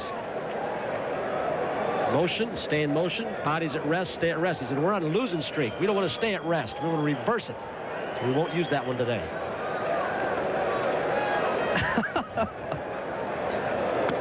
Did he really say that? 1-1 to Ripken.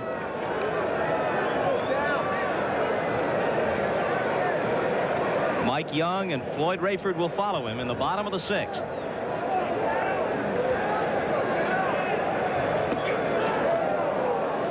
Off-speed pitch for a strike, 1-2. There's the switch hitter Young in the on-deck circle. People think of Eddie Murray as the strongest man on this club. He might be, but when the challenge takes place, when they put a batting tee at home plate, Ripken swings and can hit it out of the ballpark, and Eddie Murray can't. Base hit, well placed into right field. Ahead in the count, and he let him get his arms out. Basically, he loves the ball away. Doesn't like the ball inside. That's why Ripken stands so far away from the plate, to try and protect that inner edge of the plate. So Ripken's now 2 for 3. Young doesn't have an official at-bat. Sacrifice fly and an RBI in the first, and then he walked in the 4th. So Paliarulo comes in. We've got Rayford struggling behind Young if he sacrificed. Then Shelby and Dempsey, the 8-9 hitters. The bunt would appear unlikely, but it did the same thing. Appeared unlikely in the 4th. Strike 1 to Young. It may have gone unnoticed, but McGregor on the other side has perhaps settled into a groove. He's retired. the last 10 he's faced, although he needed help on a sparkling play by Ripken to end the top half of the 6th.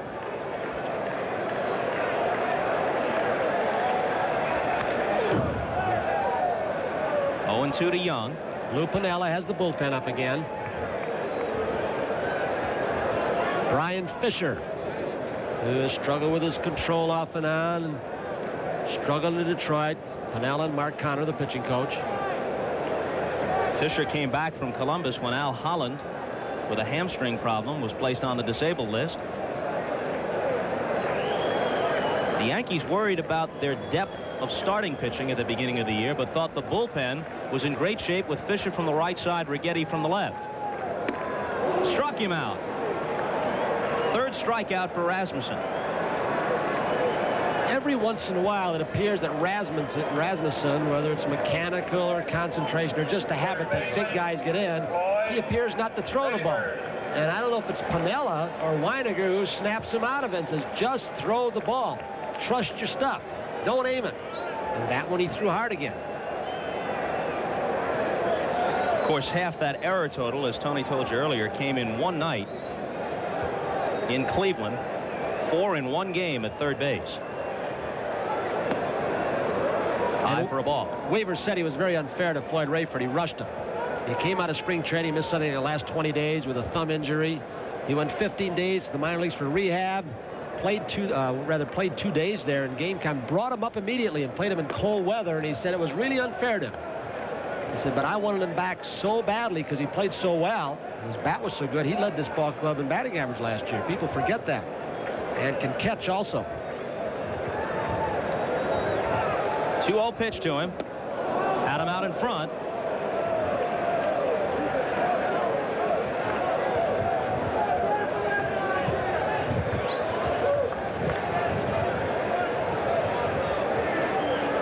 Rasmussen with Ripken at first and 1 out. Shelby on deck. And his 2-1 pitch to Rayford. Popped up. Shallow center. Henderson. 2 out. Rasmussen threw 2 changeups or turned the ball over, tried to sink it an off speed off his fastball. 2-0 and 2-1, and he had Rayford sitting on fastballs.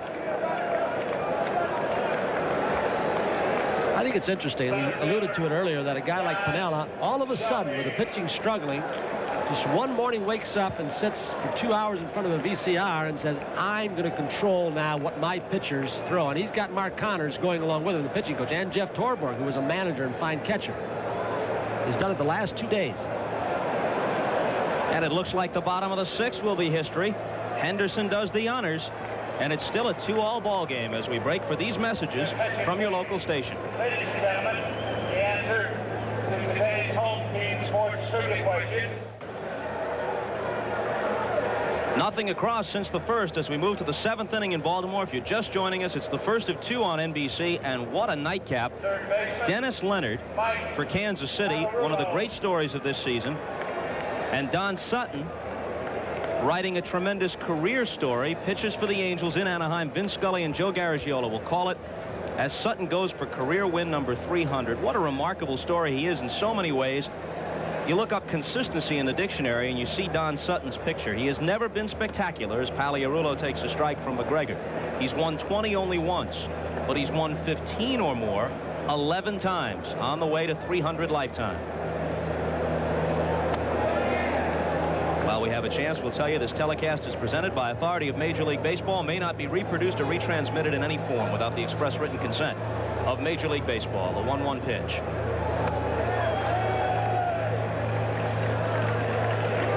McGregor, one of the few pitchers remaining who throws the old Dodgers-style changeup. That was a fastball the last pitch. They throw it more to right-handers, but they call it the pulling down the shade technique. Look at that big sweeping breaking ball. Ken Rowe, who had some instruction out of the Dodger organization, said, we don't see it anymore. So many are going to the split-fingered fastball. Other offbeat pitches.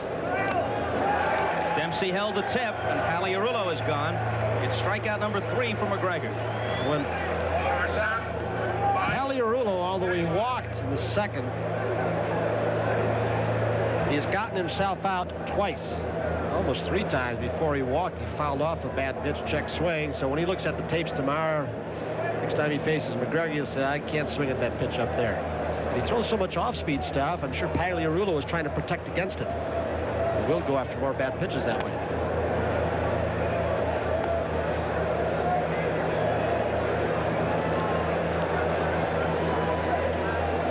It had the makings of a big run ball game at first, didn't it? And each pitcher flirted with trouble after giving up 2 runs in the first. Now McGregor especially has settled down. He's retired 11 in a row. You know, talking about Sutton's bid for 300. There was a gap of 2 decades between Early Wynn reaching that plateau in 1963 and then Gaylord Perry joining it. Since then, the gates have opened. Perry, Carlton, Seaver, Phil Niekro, and soon Don Sutton. Down the left field line and foul. Right into Earl Weaver and Pat Santarone's tomato plants, almost. There they are. I wonder if they've got their contest going again. Earl Weaver said he misses the most when he comes back to manage. I can't have that big garden in the Miami area. He and Pat Santarone raise monster tomatoes. I don't know what they taste like. Earl and Pat's fertilizer. They even sell it by the semi-loads. Commercial product. You learn a lot on a foul ball, don't you? Fascinating information. Cannot be garnered anywhere else. Earl grows winning vegetables.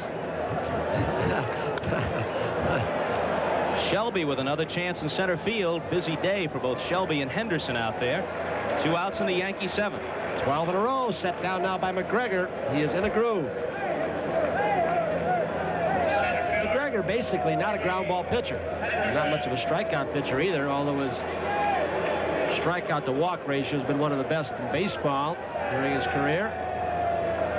Change of speeds, you get a lot of fly balls. Similar pitcher to Don Sutton, although Don Sutton throws a lot harder or did. But he was a fly ball and still is a fly ball pitcher.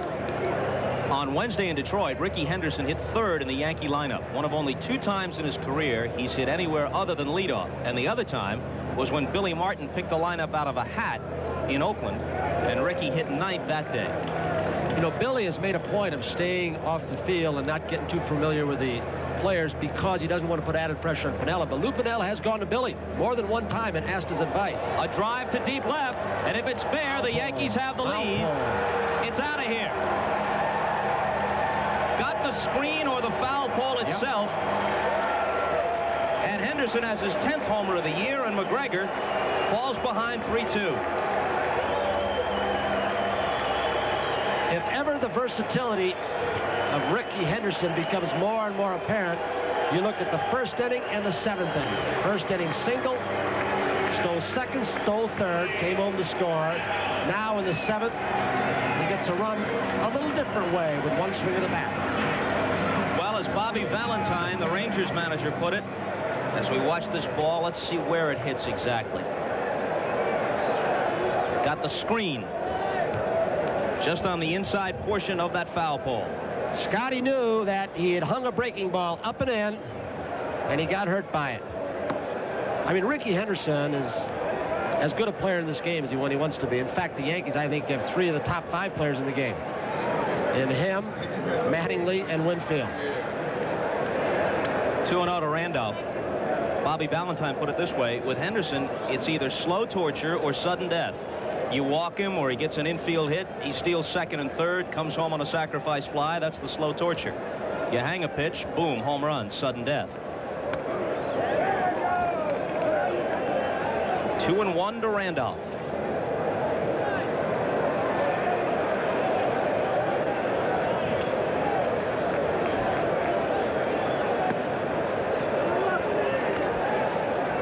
Willie drew his 50th walk of the season in the 1st inning. Snell throwing again, and Tippy Martinez has joined him, the left-hander. It's McGregor's pitch to the 4-time All-Star. And another walk. Let's make it a trip. Here he comes. In row. Give him a little time to get loose in the pen. McGregor had retired 12 straight before Henderson homered. And now he walks his 6th Yankee of the day.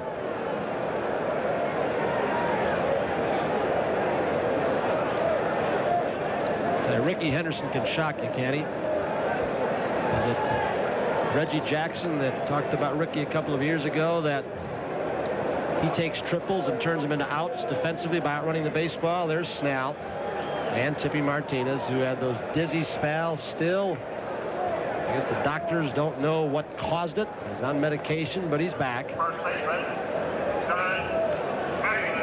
Reggie also added a tag to that and said he turns walks into triples also. He's already done that in this ball game.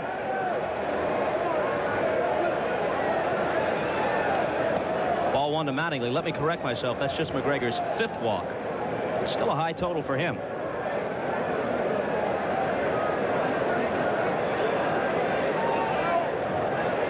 Mattingly's 0 for 3. 1-1. In addition to all his hitting exploits, Mattingly won a Gold Glove last year, breaking a string of 3 by the guy you were looking at a moment ago, Eddie Murray, who'd won it 3 straight seasons for Baltimore at first base. Missed the outside corner. It's one of those situations where you'd wish the fan vote would come out in a tie for the first base spot for the All-Star game, Mattingly and Murray. Murray, very aggressive first baseman. He'll jump off that bag in a hurry to protect that hole for Mattingly. And McGregor's behind him 3-1.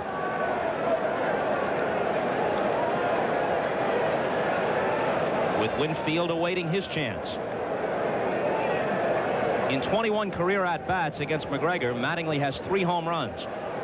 The runner is going, and a line drive back through the middle for a base hit. Wheeling around second is Randolph, runners at the corners with 2 out. So Mattingly continues this year at left-handed pitching better than he does right. Average-wise, he's over 330 against left-handers, just over 320. With Randolph going, Mattingly avoided the tendency to try and pull the ball ahead in the count 3-1. He just went with it up the middle, and that'll be all for Scotty McGregor.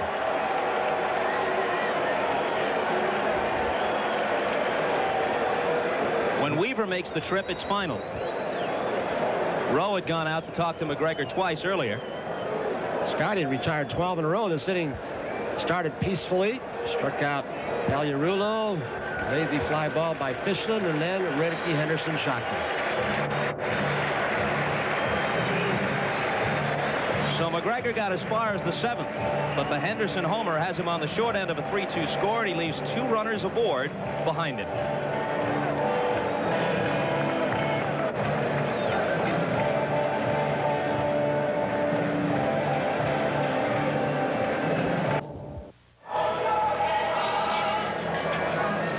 Rich Bordy, Brad Havens, and Nate Snell have been the setup men for Don Ossie, who has been perhaps baseball's best reliever so far this year with 17 saves.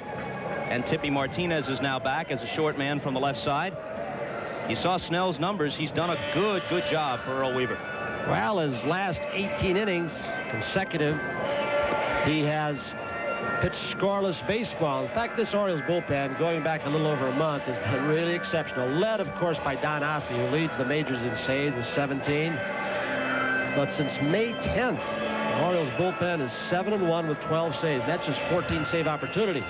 Scotty McGregor threw a lot of pitches. He got in gear, and that's what Scotty McGregor does. Even without his best stuff and a lack of control, something the Orioles have done so well. I don't know if Palmer led the way in that, but they keep their team in the ball game. They have this knack of staying away from big innings, even with their poor stuff, and that's a sign of a good staff. When you can pitch, keep your team in the ball game when you're not right. Right fielder, Dave Winfield. Weaver last year, when he took over Joe Aldavale, he had some of his starting pitchers throwing batting practice between their starts, which has been taboo for a long time, just so they could get the feel of changing speeds. The hitters didn't like it, but he started getting his pitching staff back on the beam last season. Snell with, 8 seasons in the minor leagues? What a battle. He was past 30 before he ever pitched in the majors. He's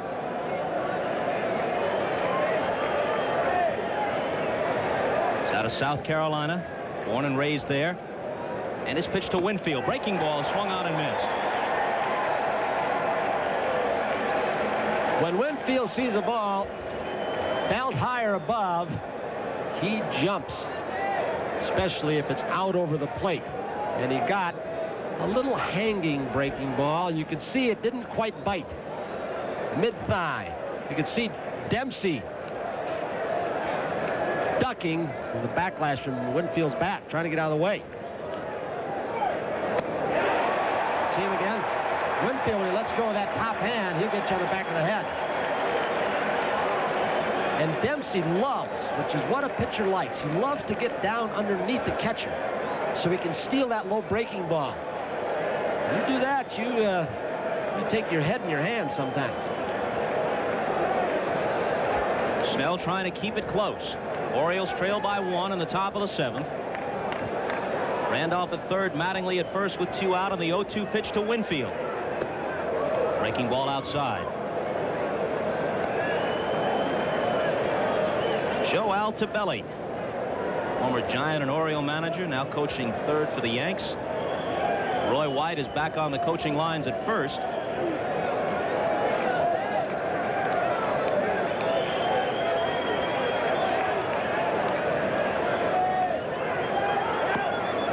Inside, 2-2. But Altobelli was third base coach before he took the Orioles job. Of course, he's been moved back there by Pinello with Gene Michael, gone over to the Cubs, if you hadn't heard. Altobelli said Winfield hit more hard line drives. The year that he hit a lot of home runs the second half, he was pulling the ball more. It appears now, getting up on the plate as he has, he wants to pull the ball more and drive the ball a little bit better this year. Full count. Wow. That's a close pitch to take, isn't it, with 2 strikes? The hitman, Mike Easler, is on deck.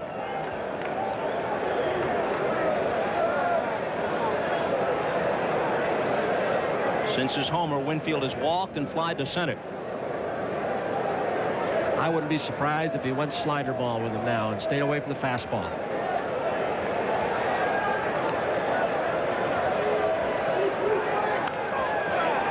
And he pops it up. Rayford. The Yankees settle for 1. They leave 2. Henderson's homer has given them the lead as we bring you another edition of 7th inning stretch.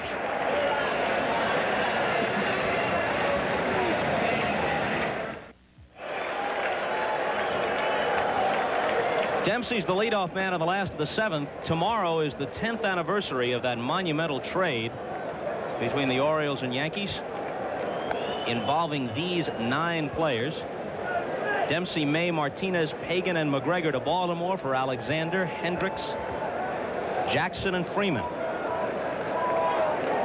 I guess over the long haul, it becomes pretty obvious the Orioles got a little bit better of that deal. Our stat man, Steve Horn, points out a very interesting point. A lot of clubs are reluctant to deal within their own division, especially if they're perennial contenders. The Yankees and Orioles had not made a deal with one another for 9 years. When Gary Renicky was traded to the Yankees this season from Baltimore for Rich Bordy and Rex Hudlin. The Easler-Baylor deal was the first deal between the Red Sox and Yankees since Danny Cater for Sparky Lyle in 1972. Those teams are very wary about sending a potentially helpful player to another team within their own division.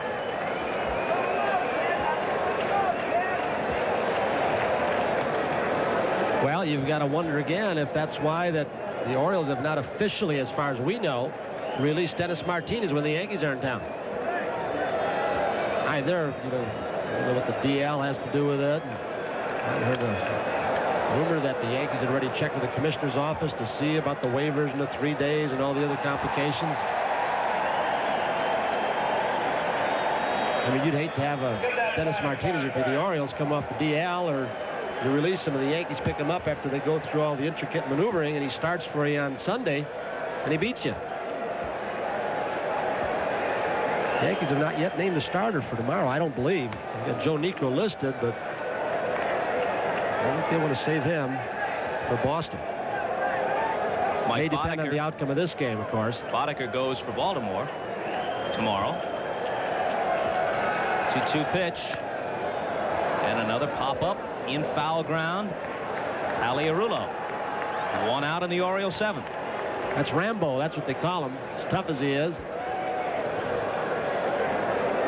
Well, he took that pitch off the schnoz, and 2 days later, not only is he back in the lineup, he hit a home run. Second baseman, Juan Bonilla.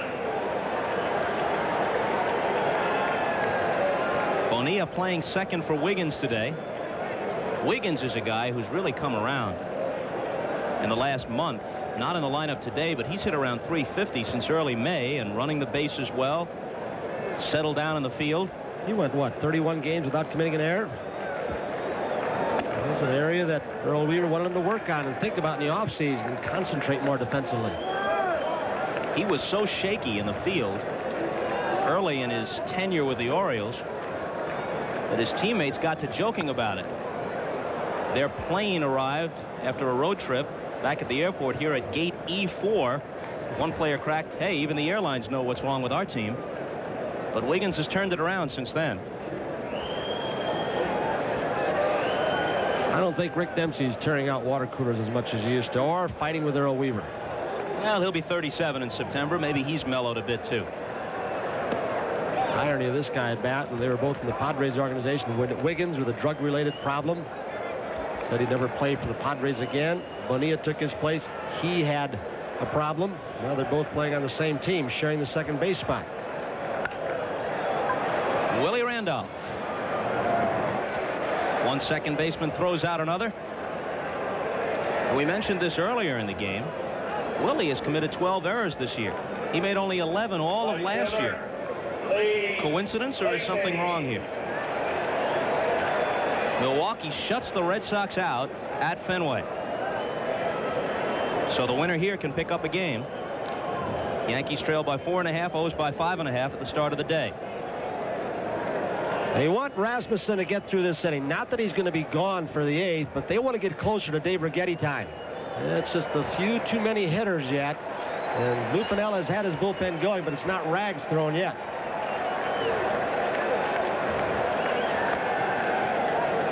When Lacey steps to the plate, the organist here plays the I Love Lucy theme. Get it? See, I love Lacey, Lucy. Kind of a little musical humor. 1-1. Bottom of the 7th. Rasmussen has the lead for the second time today. He took a 2-0 lead to the mound in the bottom of the 1st and gave it back immediately. Now leads 3-2 in the 7th after the Henderson homer in the top half of the inning. And Paliarulo, with 2 outs down at third base, is playing on the line. No doubles down that left field line. Look where he is. First baseman Mattingly not on the line, but probably more toward the first base foul line than it would be in a normal game situation, not in the late innings.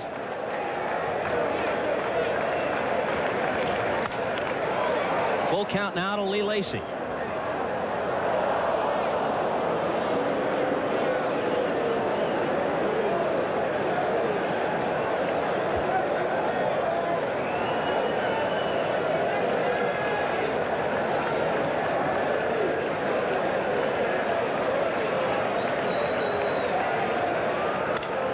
Reached for it, grounds it to Randolph. Nice play, and from the outfield grass, he throws him out. Willie has had a good day defensively today, turning in a couple of fine plays. It's a 1-2-3 7th, and it's still a 3-2 New York lead. On this inning-ending play by Willie Randolph, isn't it nice to see an infielder have a chance off the artificial surface, the plastic, and at least run 6 or 7 steps after ball to make a play instead of after 3 steps the ball's by you? Boy, does that help the pitching staff. Easler. You know, it's kind of a mixed bag for traditionalists in the American League. You might not like the DH, but something that's seldom mentioned, there are more natural surface fields in the American League than the National, and more old ballparks.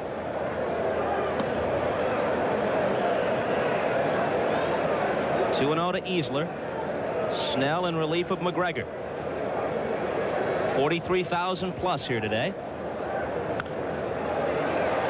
Easler is a fun hitter to watch, especially off right-handers, because you hear that expression, extension, and generating bat speed through the ball in strike zone. And boy, when he extends, he extends.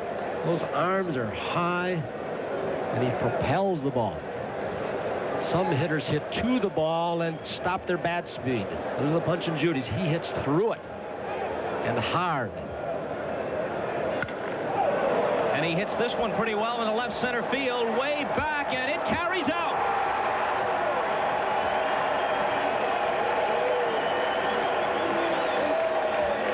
That's that opposite field, left center kind of power you were talking about. At Fenway, it's a double. Here, it's gone. And that's the part of the ballpark that hitting instructor Terry Crowley said you couldn't hit one out of there with a cannon before they put the scoreboards up in left and right center field. Haven't been there that long. This is what you call extension. Watch the high follow-through. A little page out of the book of the late Charlie Lau. Remember, he played for Boston. Walt Riniak is there as the hitting coach, the foremost disciple of Charlie Lau. Not very many people have that kind of power to the opposite field. The preacher does. Hanso Pulido, screwball pitcher. Here comes Earl. He wants to turn Weiniger around and then Pagliarulo. Bring in a left-hander. Looks like Tippy Martinez. In the American League, only the Twins have hit more home runs than the Yankees. And all the Yankee runs today on homers, 3 of them. 2 runs shot by Winfield and solos by Henderson and Easlett. Weaver waited until Griffey was announced, put officially in the ball game before he made his move. And as they change pitchers, we'll break away for just a moment.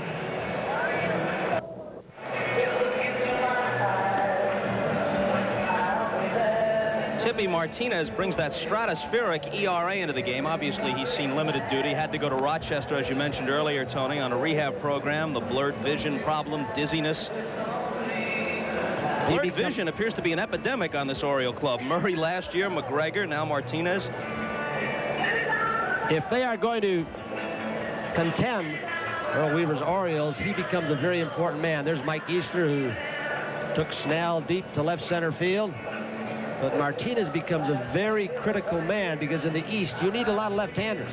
They got Brad Havens with that great curveball out of the Twins organization to help out from the left side in case Tippy Martinez does not come back. He's had some arm problems. But when you get in that East and see all those teams like Detroit with their left-handed power, you get in the Yankee Stadium, you get against Toronto. They've had struggles against left-handers over for a couple of years. You need another guy like this down the bullpen from the left side. Almost exactly a year ago, the Yankees came into Baltimore for a 3-game series. This is a 4-game set. And they blew the Orioles out 10-0, 6-4, and 10-0 again as they took 3 straight. They're leading here 4-2, trying to make it 3 in a row in this series. Griffey bats for Renicky. Griffey from Donora, Pennsylvania, and he's only the 2nd best player to come out of that city. Stan the man.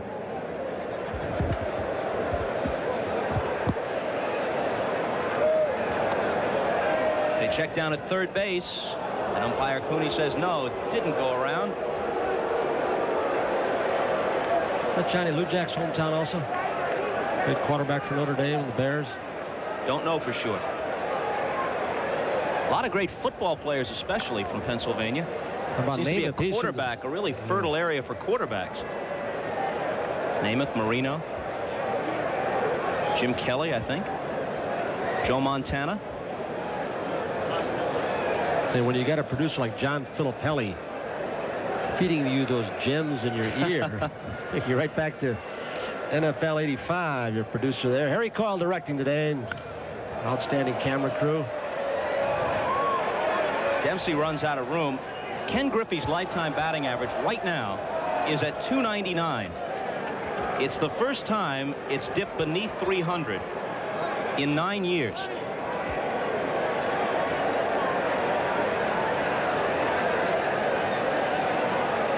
The 2 catchers I love to see catch most, one is in this ballgame, Rick Dempsey, because of his aggressiveness. I'm not saying he's the best catcher, and Tony Pena. They challenge foul balls. They challenge bunts. Dempsey's already been out. Eddie Murray's position to take a pop-up away from him, or tried to. That's his best pitch. That great curveball he's had will freeze left-handed hitters. It's a paralyzer. Let's go now to New York for this update. Tony, here's how it ended a few moments ago at Fenway. Rich Gedman representing the tying run at the plate. And watch Rob Deere make a spectacular running catch, and Milwaukee beats Boston 2-0. So if the Yankees can hang on, they can make up some ground today. A win would move New York to within 3.5. Rob Deere is an exciting player. He's an all-or-nothing kind of hitter. He'll strike out 130 times and hit some tape measure home runs. George Bamberger's trying to do with Rob Deere, and for Rob Deere, what he did with and for Gorman Thomas. There's a hit for Weiniger. Beniquez fires it back in, and Butch has a single. What versatility Beniquez has. He can DH. He can play any of 3 infield positions. In fact, 4. He can play first base, too. He's played left. Here comes Ken Rowe out again.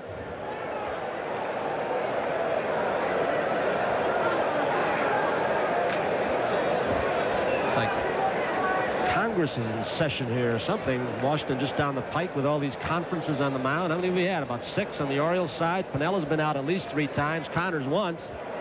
You wonder why games are slower? Here's one of the reasons. More trips out to the mound, more throws to first base, more switching of signs because of satellite dishes where people like Bobby Valentine and Joe Ferguson with the Texas Rangers are taping all the games they can and trying to steal signs from the catchers. A few minutes here, a few minutes there. Vin Scully and Joe Garagiola, perhaps to witness history. Don Sutton, Dennis Leonard. They're waiting for the end of this game. They'll be with you right afterwards. A doubleheader. Boy, Sutton was masterful when he got 299. What did he pitch? A 2-hitter at Chicago, beating Tom Seaver in the process. How was that matchup? 2 starters had what? 306 wins between them that day? 606. I'm 606, yeah. Right. My addition is not what Earl Weaver's is. Pagliarulo hasn't put the ball in play yet. He's walked and struck out twice.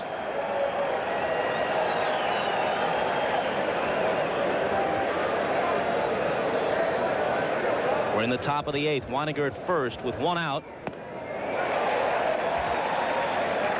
A ball and a strike to Pagliarulo.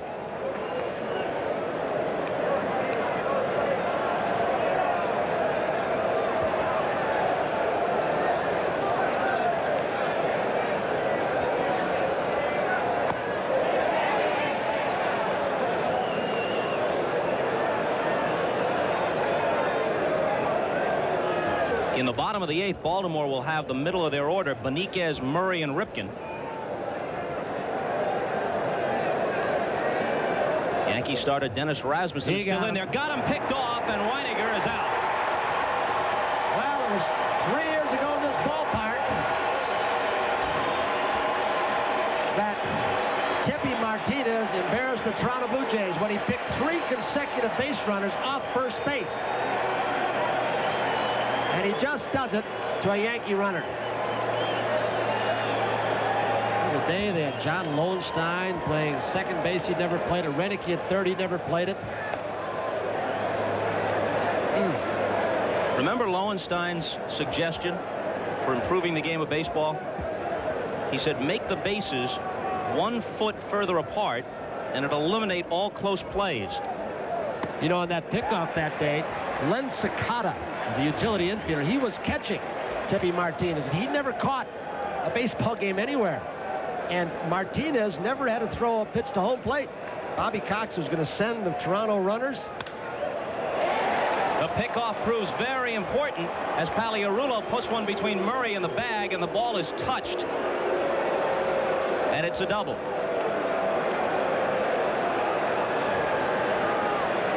Murray wanted a judgment call from the first base umpire, Steve Palermo, saying, hey, look, I don't think he could have made it. And apparently they ruled it bounced in before it was touched by a fan.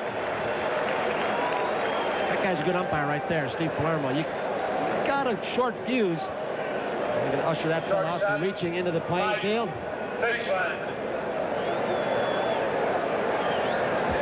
Eddie Murray has exceptional quickness for as big as he is.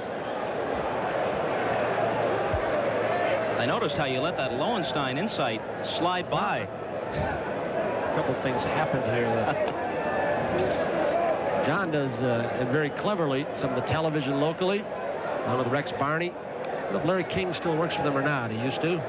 Jim Palmer does a few games here. Brooks Robinson, Chuck Thompson. They got almost as big a crew as the Yankees. Phil Rizzuto was telling me before the game, he said, we got so many. He said, I got spiked the other day. Guys are running all over me trying to get the first inning in. 2-0 now to Fishland.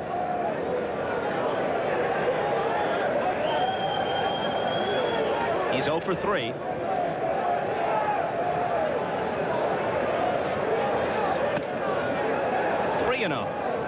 Henderson is on deck.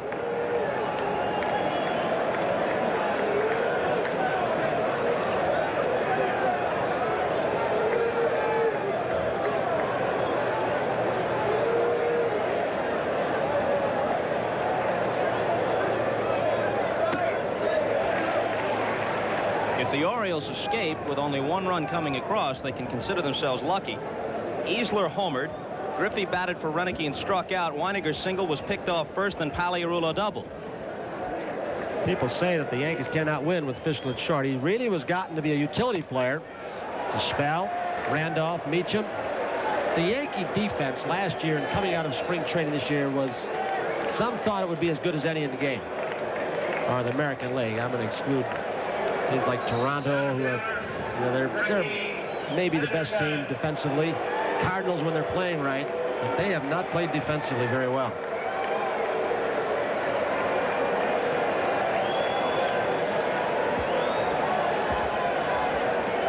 Henderson has a single, a walk, a home run, and 2 stolen bases in his day's work.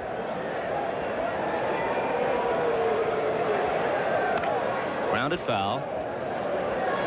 Perhaps with the big breaking curveball that Tippy Martinez throws, the strike zone comes into play more than any other time. Because that curveball that starts high, sometimes it's shoulder level. If the umpire calls it too soon, it looks too high. If he waits too long, like some do, and hits the glove, it's too low. You got the downer that Martinez has. And Earl Weaver's been so quiet, you just wonder if a pitch is close, if he isn't about ready to explode. He has been fairly docile today, hasn't he? Well, he averages being thrown out 6 times a year. He's way behind his pace. And a little tapper. It could be close at first. Rayford with the quick throw, and he got him. So the Yankees have a single, a double, a walk, and a home run in the inning, and manage but 1. They kid him about his body, but he's pretty agile, isn't he?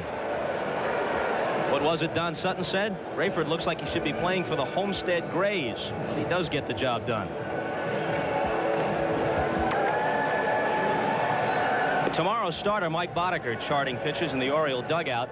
Jim Palmer won the Cy Young Award 3 times in his sure-to-be Hall of Fame career, and toward the end of that career, as he got up near 40, his teammates began to call him Cy Old. They called Storm Davis Cy Clone because he so closely resembled Palmer, and they started to call Boddicker Cy Low because of the farm country around his hometown of Norway, Iowa. Griffey hit for Renicky, stays in the game in left field, and the Yankees bring Fisher out of the bullpen. Most of those quips come out of the mouth of Mike Flanagan. Show you what 1-run difference means. If it were 3-2, got the insurance run, you might have seen Righetti in here. You've got to get this guy on the beam. 2-run lead, you take a little more chance and not burn Righetti out. And he'll be working shortly, I would think. 1-1 to Benitez. He's 1 for 3. Began the day hitting .322. He hit over .300 each of the last 3 seasons for the Angels.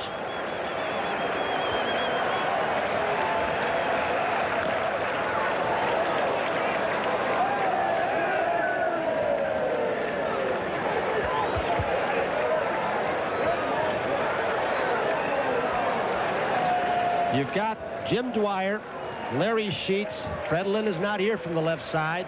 Tom O'Malley, a left-handed hitter.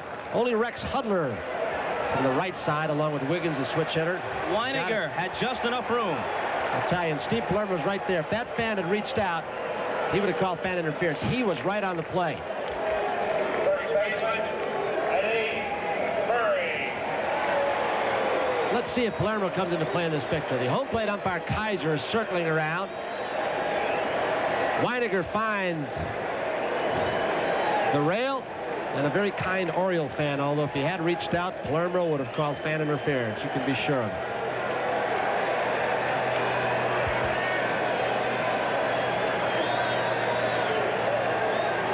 Murray struck out his last time against Rasmussen. Singled his first 2 times. Bats lefty for the first time today.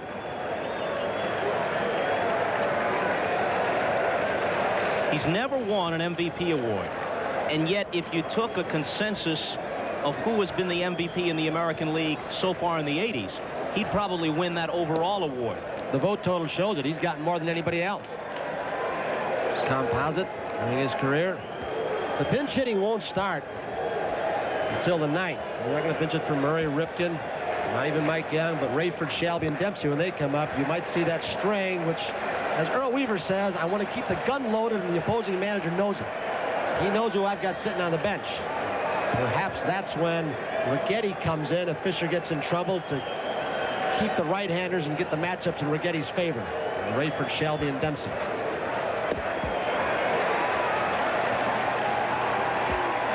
Ripken becomes the tying run at the plate.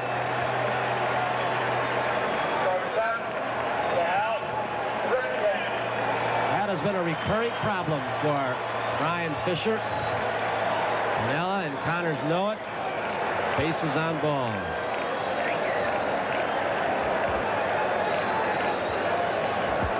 Ripken has 8 homers for the year. 23 strikeouts so far this year for Brian Fisher. He has now walked 19.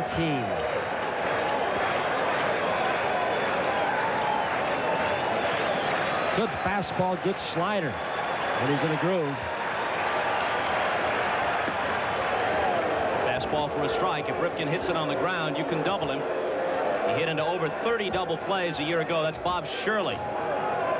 Saw Sparky Anderson up in Toronto a couple of days ago. The Yankees just left Detroit, and he said, well, I don't know what happened to Fisher, but he didn't throw the ball at all against our ball club.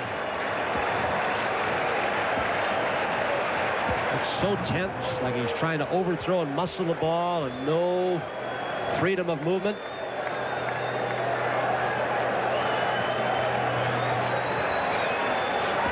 And we welcome those of you who watch the Reds and Braves. A swing and a miss here by Ripken. Bob Costas with Tony Kubek. We're in the bottom of the 8th. There you see the score. The Yankees have 3 homers, a 2-run shot by Winfield, solos by Henderson and Easler.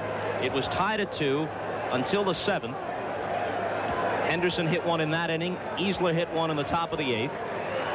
Eddie Murray just drew a 1-out walk. So Ripken is the tying run at the plate with an 0-2 count. Brian Fisher in relief of Dennis Rasmussen.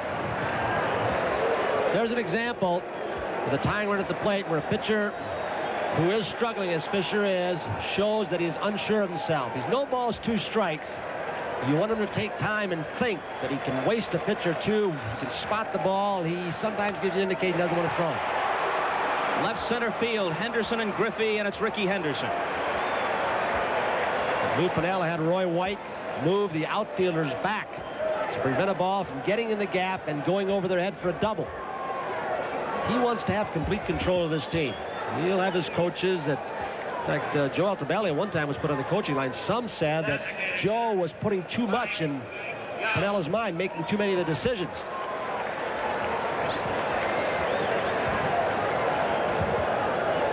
Young is capable of tying it with 1 swing. He's hit only 4 this year, but he had 28 in '85.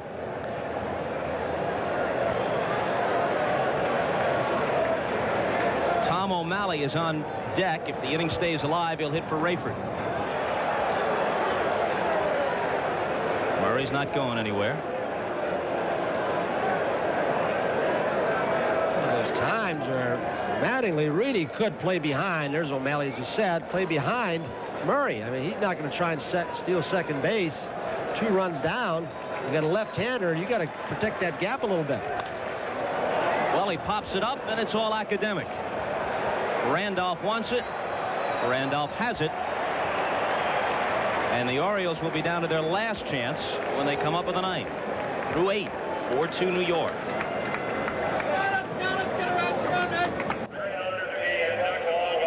So a few yucks are guaranteed at 4 Eastern time tomorrow on Sports World. We go to the ninth with the second half of our NBC doubleheader coming up next. Dennis Leonard and Don Sutton going for number 300.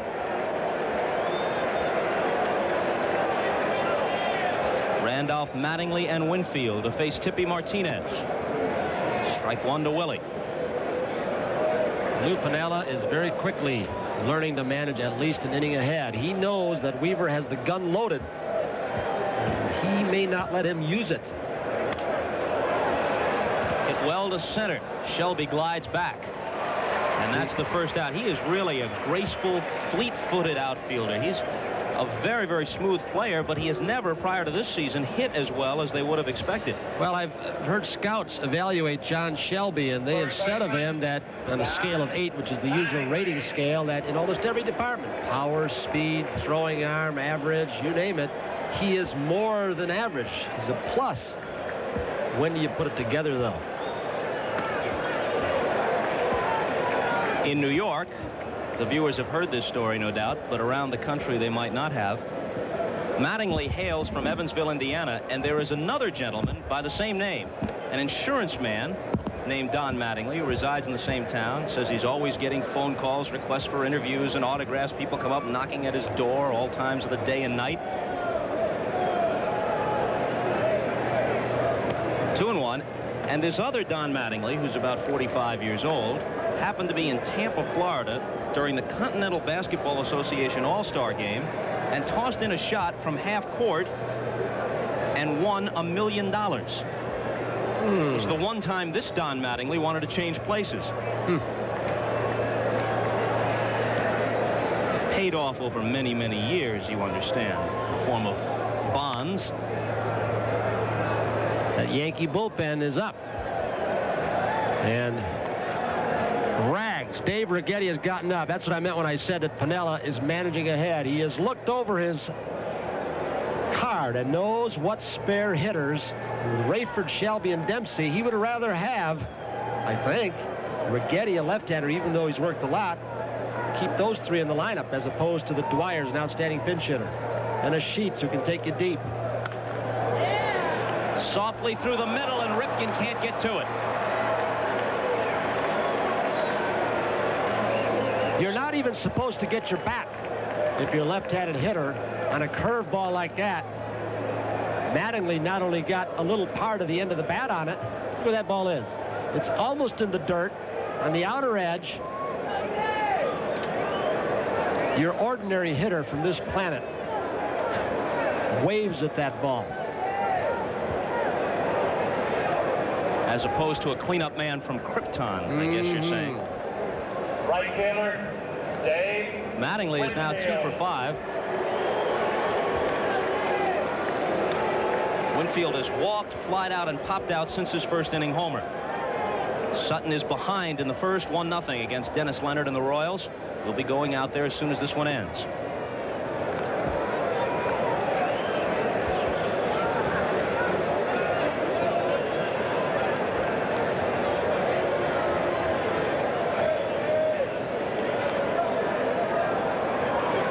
Winfield somehow has kept his sanity with the turmoil in the front office, sometimes getting knocked by his boss, being called Mr. May as opposed to Mr. October, Reggie Jackson. He's had lawsuits regarding the Winfield Trust.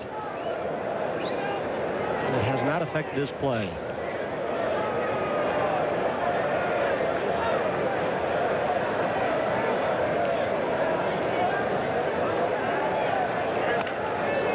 And that one is what a picked play. up by Bonilla for the force on the flip to Ripken. A truly great play by Bonilla. I don't know if the mound or Tippy Martinez slowed it just a tad, but he not only keeps it in the infield, he makes a great flip to Cal Jr. Cal is thinking double play. Juan Bonilla caused a lot lot of further problems for the Orioles. He didn't get a piece of it. This is just outstanding. They've seen some great plays. Winfield's great catch off Lacey. Benitez a dive in left center and a great throw on Winfield yesterday. And now this one. Intensity of postseason play right here. Easler homered his last time. Orioles have had trouble beating the Yankees in this ballpark. Yankees have won 9 of the last 10 here in Memorial Stadium.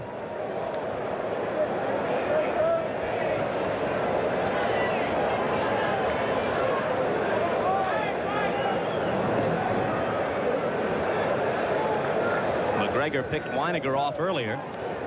Well, Eddie Murray's so sneaky. He gives you that la-di-da when the guy's going home. He gets off the base too soon to protect the hole, and then he decoys you and he jumps behind you and they pick you off. Remember when Aurelio Rodriguez in the League Championship Series was with the White Sox and was relaying Eddie Murray's signs that he gave to all the infielders in bunt situations and pickoffs, and they had the Orioles confused a little bit. There goes Winfield. The pitch is high. Dempsey's throw. Got him. That was all Rick Dempsey. Looked like Winfield had a pretty good jump. The Oriole defense shines in the top of the ninth. Bonilla's diving stop and Dempsey's throw to erase Winfield. A 2-run lead for New York as we go to the bottom half. Winfield was guessing. Breaking ball down from Tippy Martinez. Rick Dempsey, the catcher, got a pitch high in the strike zone, and Dempsey uncorked it in a hurry. And a little piece of subtle strategy by Lou Piniella. He let Jim Dwyer get announced after Fisher went out and took his warm-up pitches. As soon as Earl Weaver had Dwyer officially in the ball game, here comes Rags. So Piniella and Weaver had to do it. But Pinella's reading that lineup card and knows that only Hudler from the right side is there, or Wiggins. It'll probably be Wiggins who will try and work Righetti for a walk, get on base and start something. So outstanding piece of managing by Piniella, forcing Weaver to waste a player. He didn't really force him. Earl had to do it. He had no choice. Because if he doesn't announce Dwyer, Fisher probably would have stayed in. But it's outstanding managing by Lou. And the player he wastes is perhaps baseball's hottest pinch hitter right now. Dwyer is in the middle of a 5-for-8 pinch hitting stretch with a couple of home runs, and he doesn't even get to swing the bat at all. Righetti struggled 5 or 6 appearances consecutively, threw the ball a lot better the last time out. And he said he likes to get out there as often as possible because he gets used to the mound. He gets in a rhythm. The more I pitch, even if you limit him to an inning or so, the more he likes it. A left-handed power pitcher with a good curveball and a slider. There are times where Rags will get the ball up there in the mid-90s. There's the curve.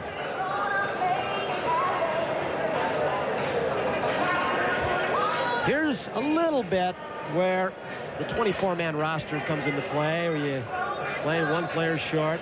Also, when you don't have Freddie Lynn, you're down then to 23 for starters.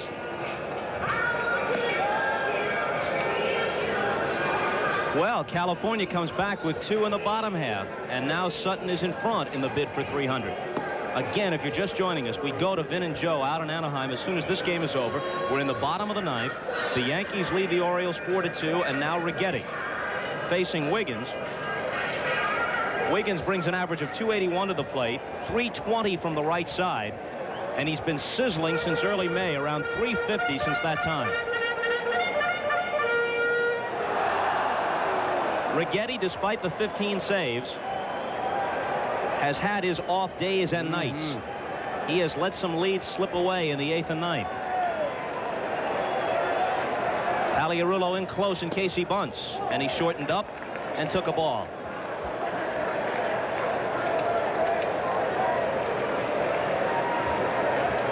Shelby on deck, a switch hitter, then Dempsey, a right-handed batter. 2-0.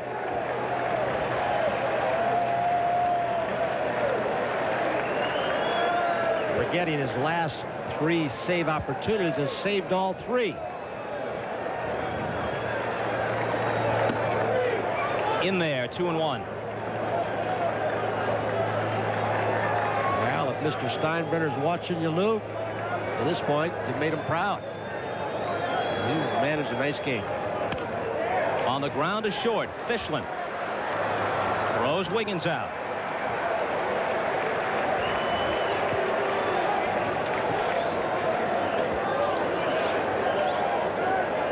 Another one of Earl Weaver's projects, excuse me, Bob, aside from getting Wiggins more consistent at second base, which he's done, he wanted him to take more pitches and build up his on-base average and become what he feels could be an ideal leadoff hitter, switch hitter with speed.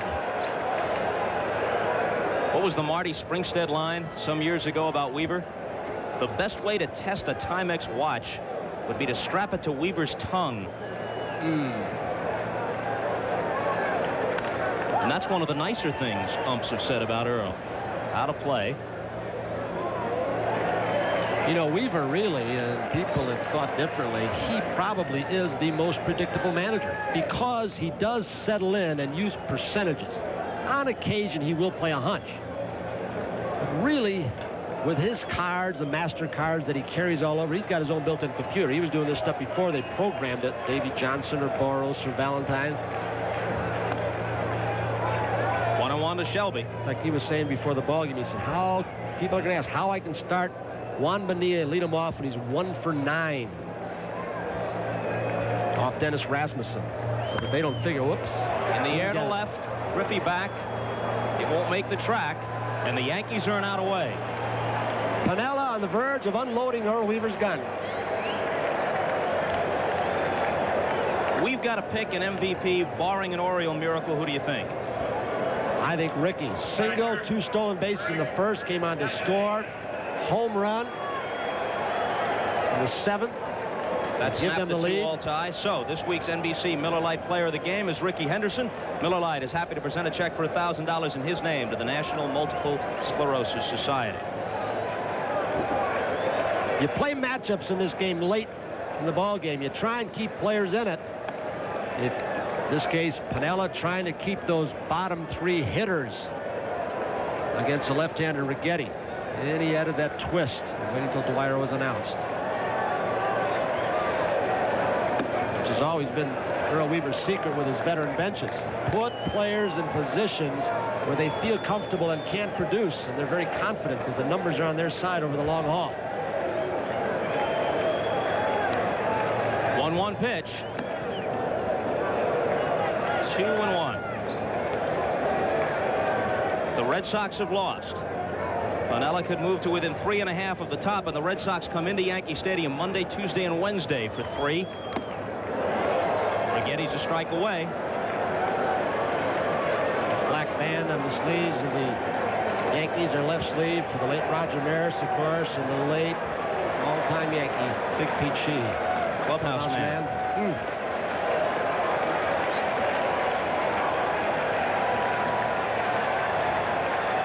2-2 pitch. Called strike 3. Wow. Watch out, Rick. You may get thrown out.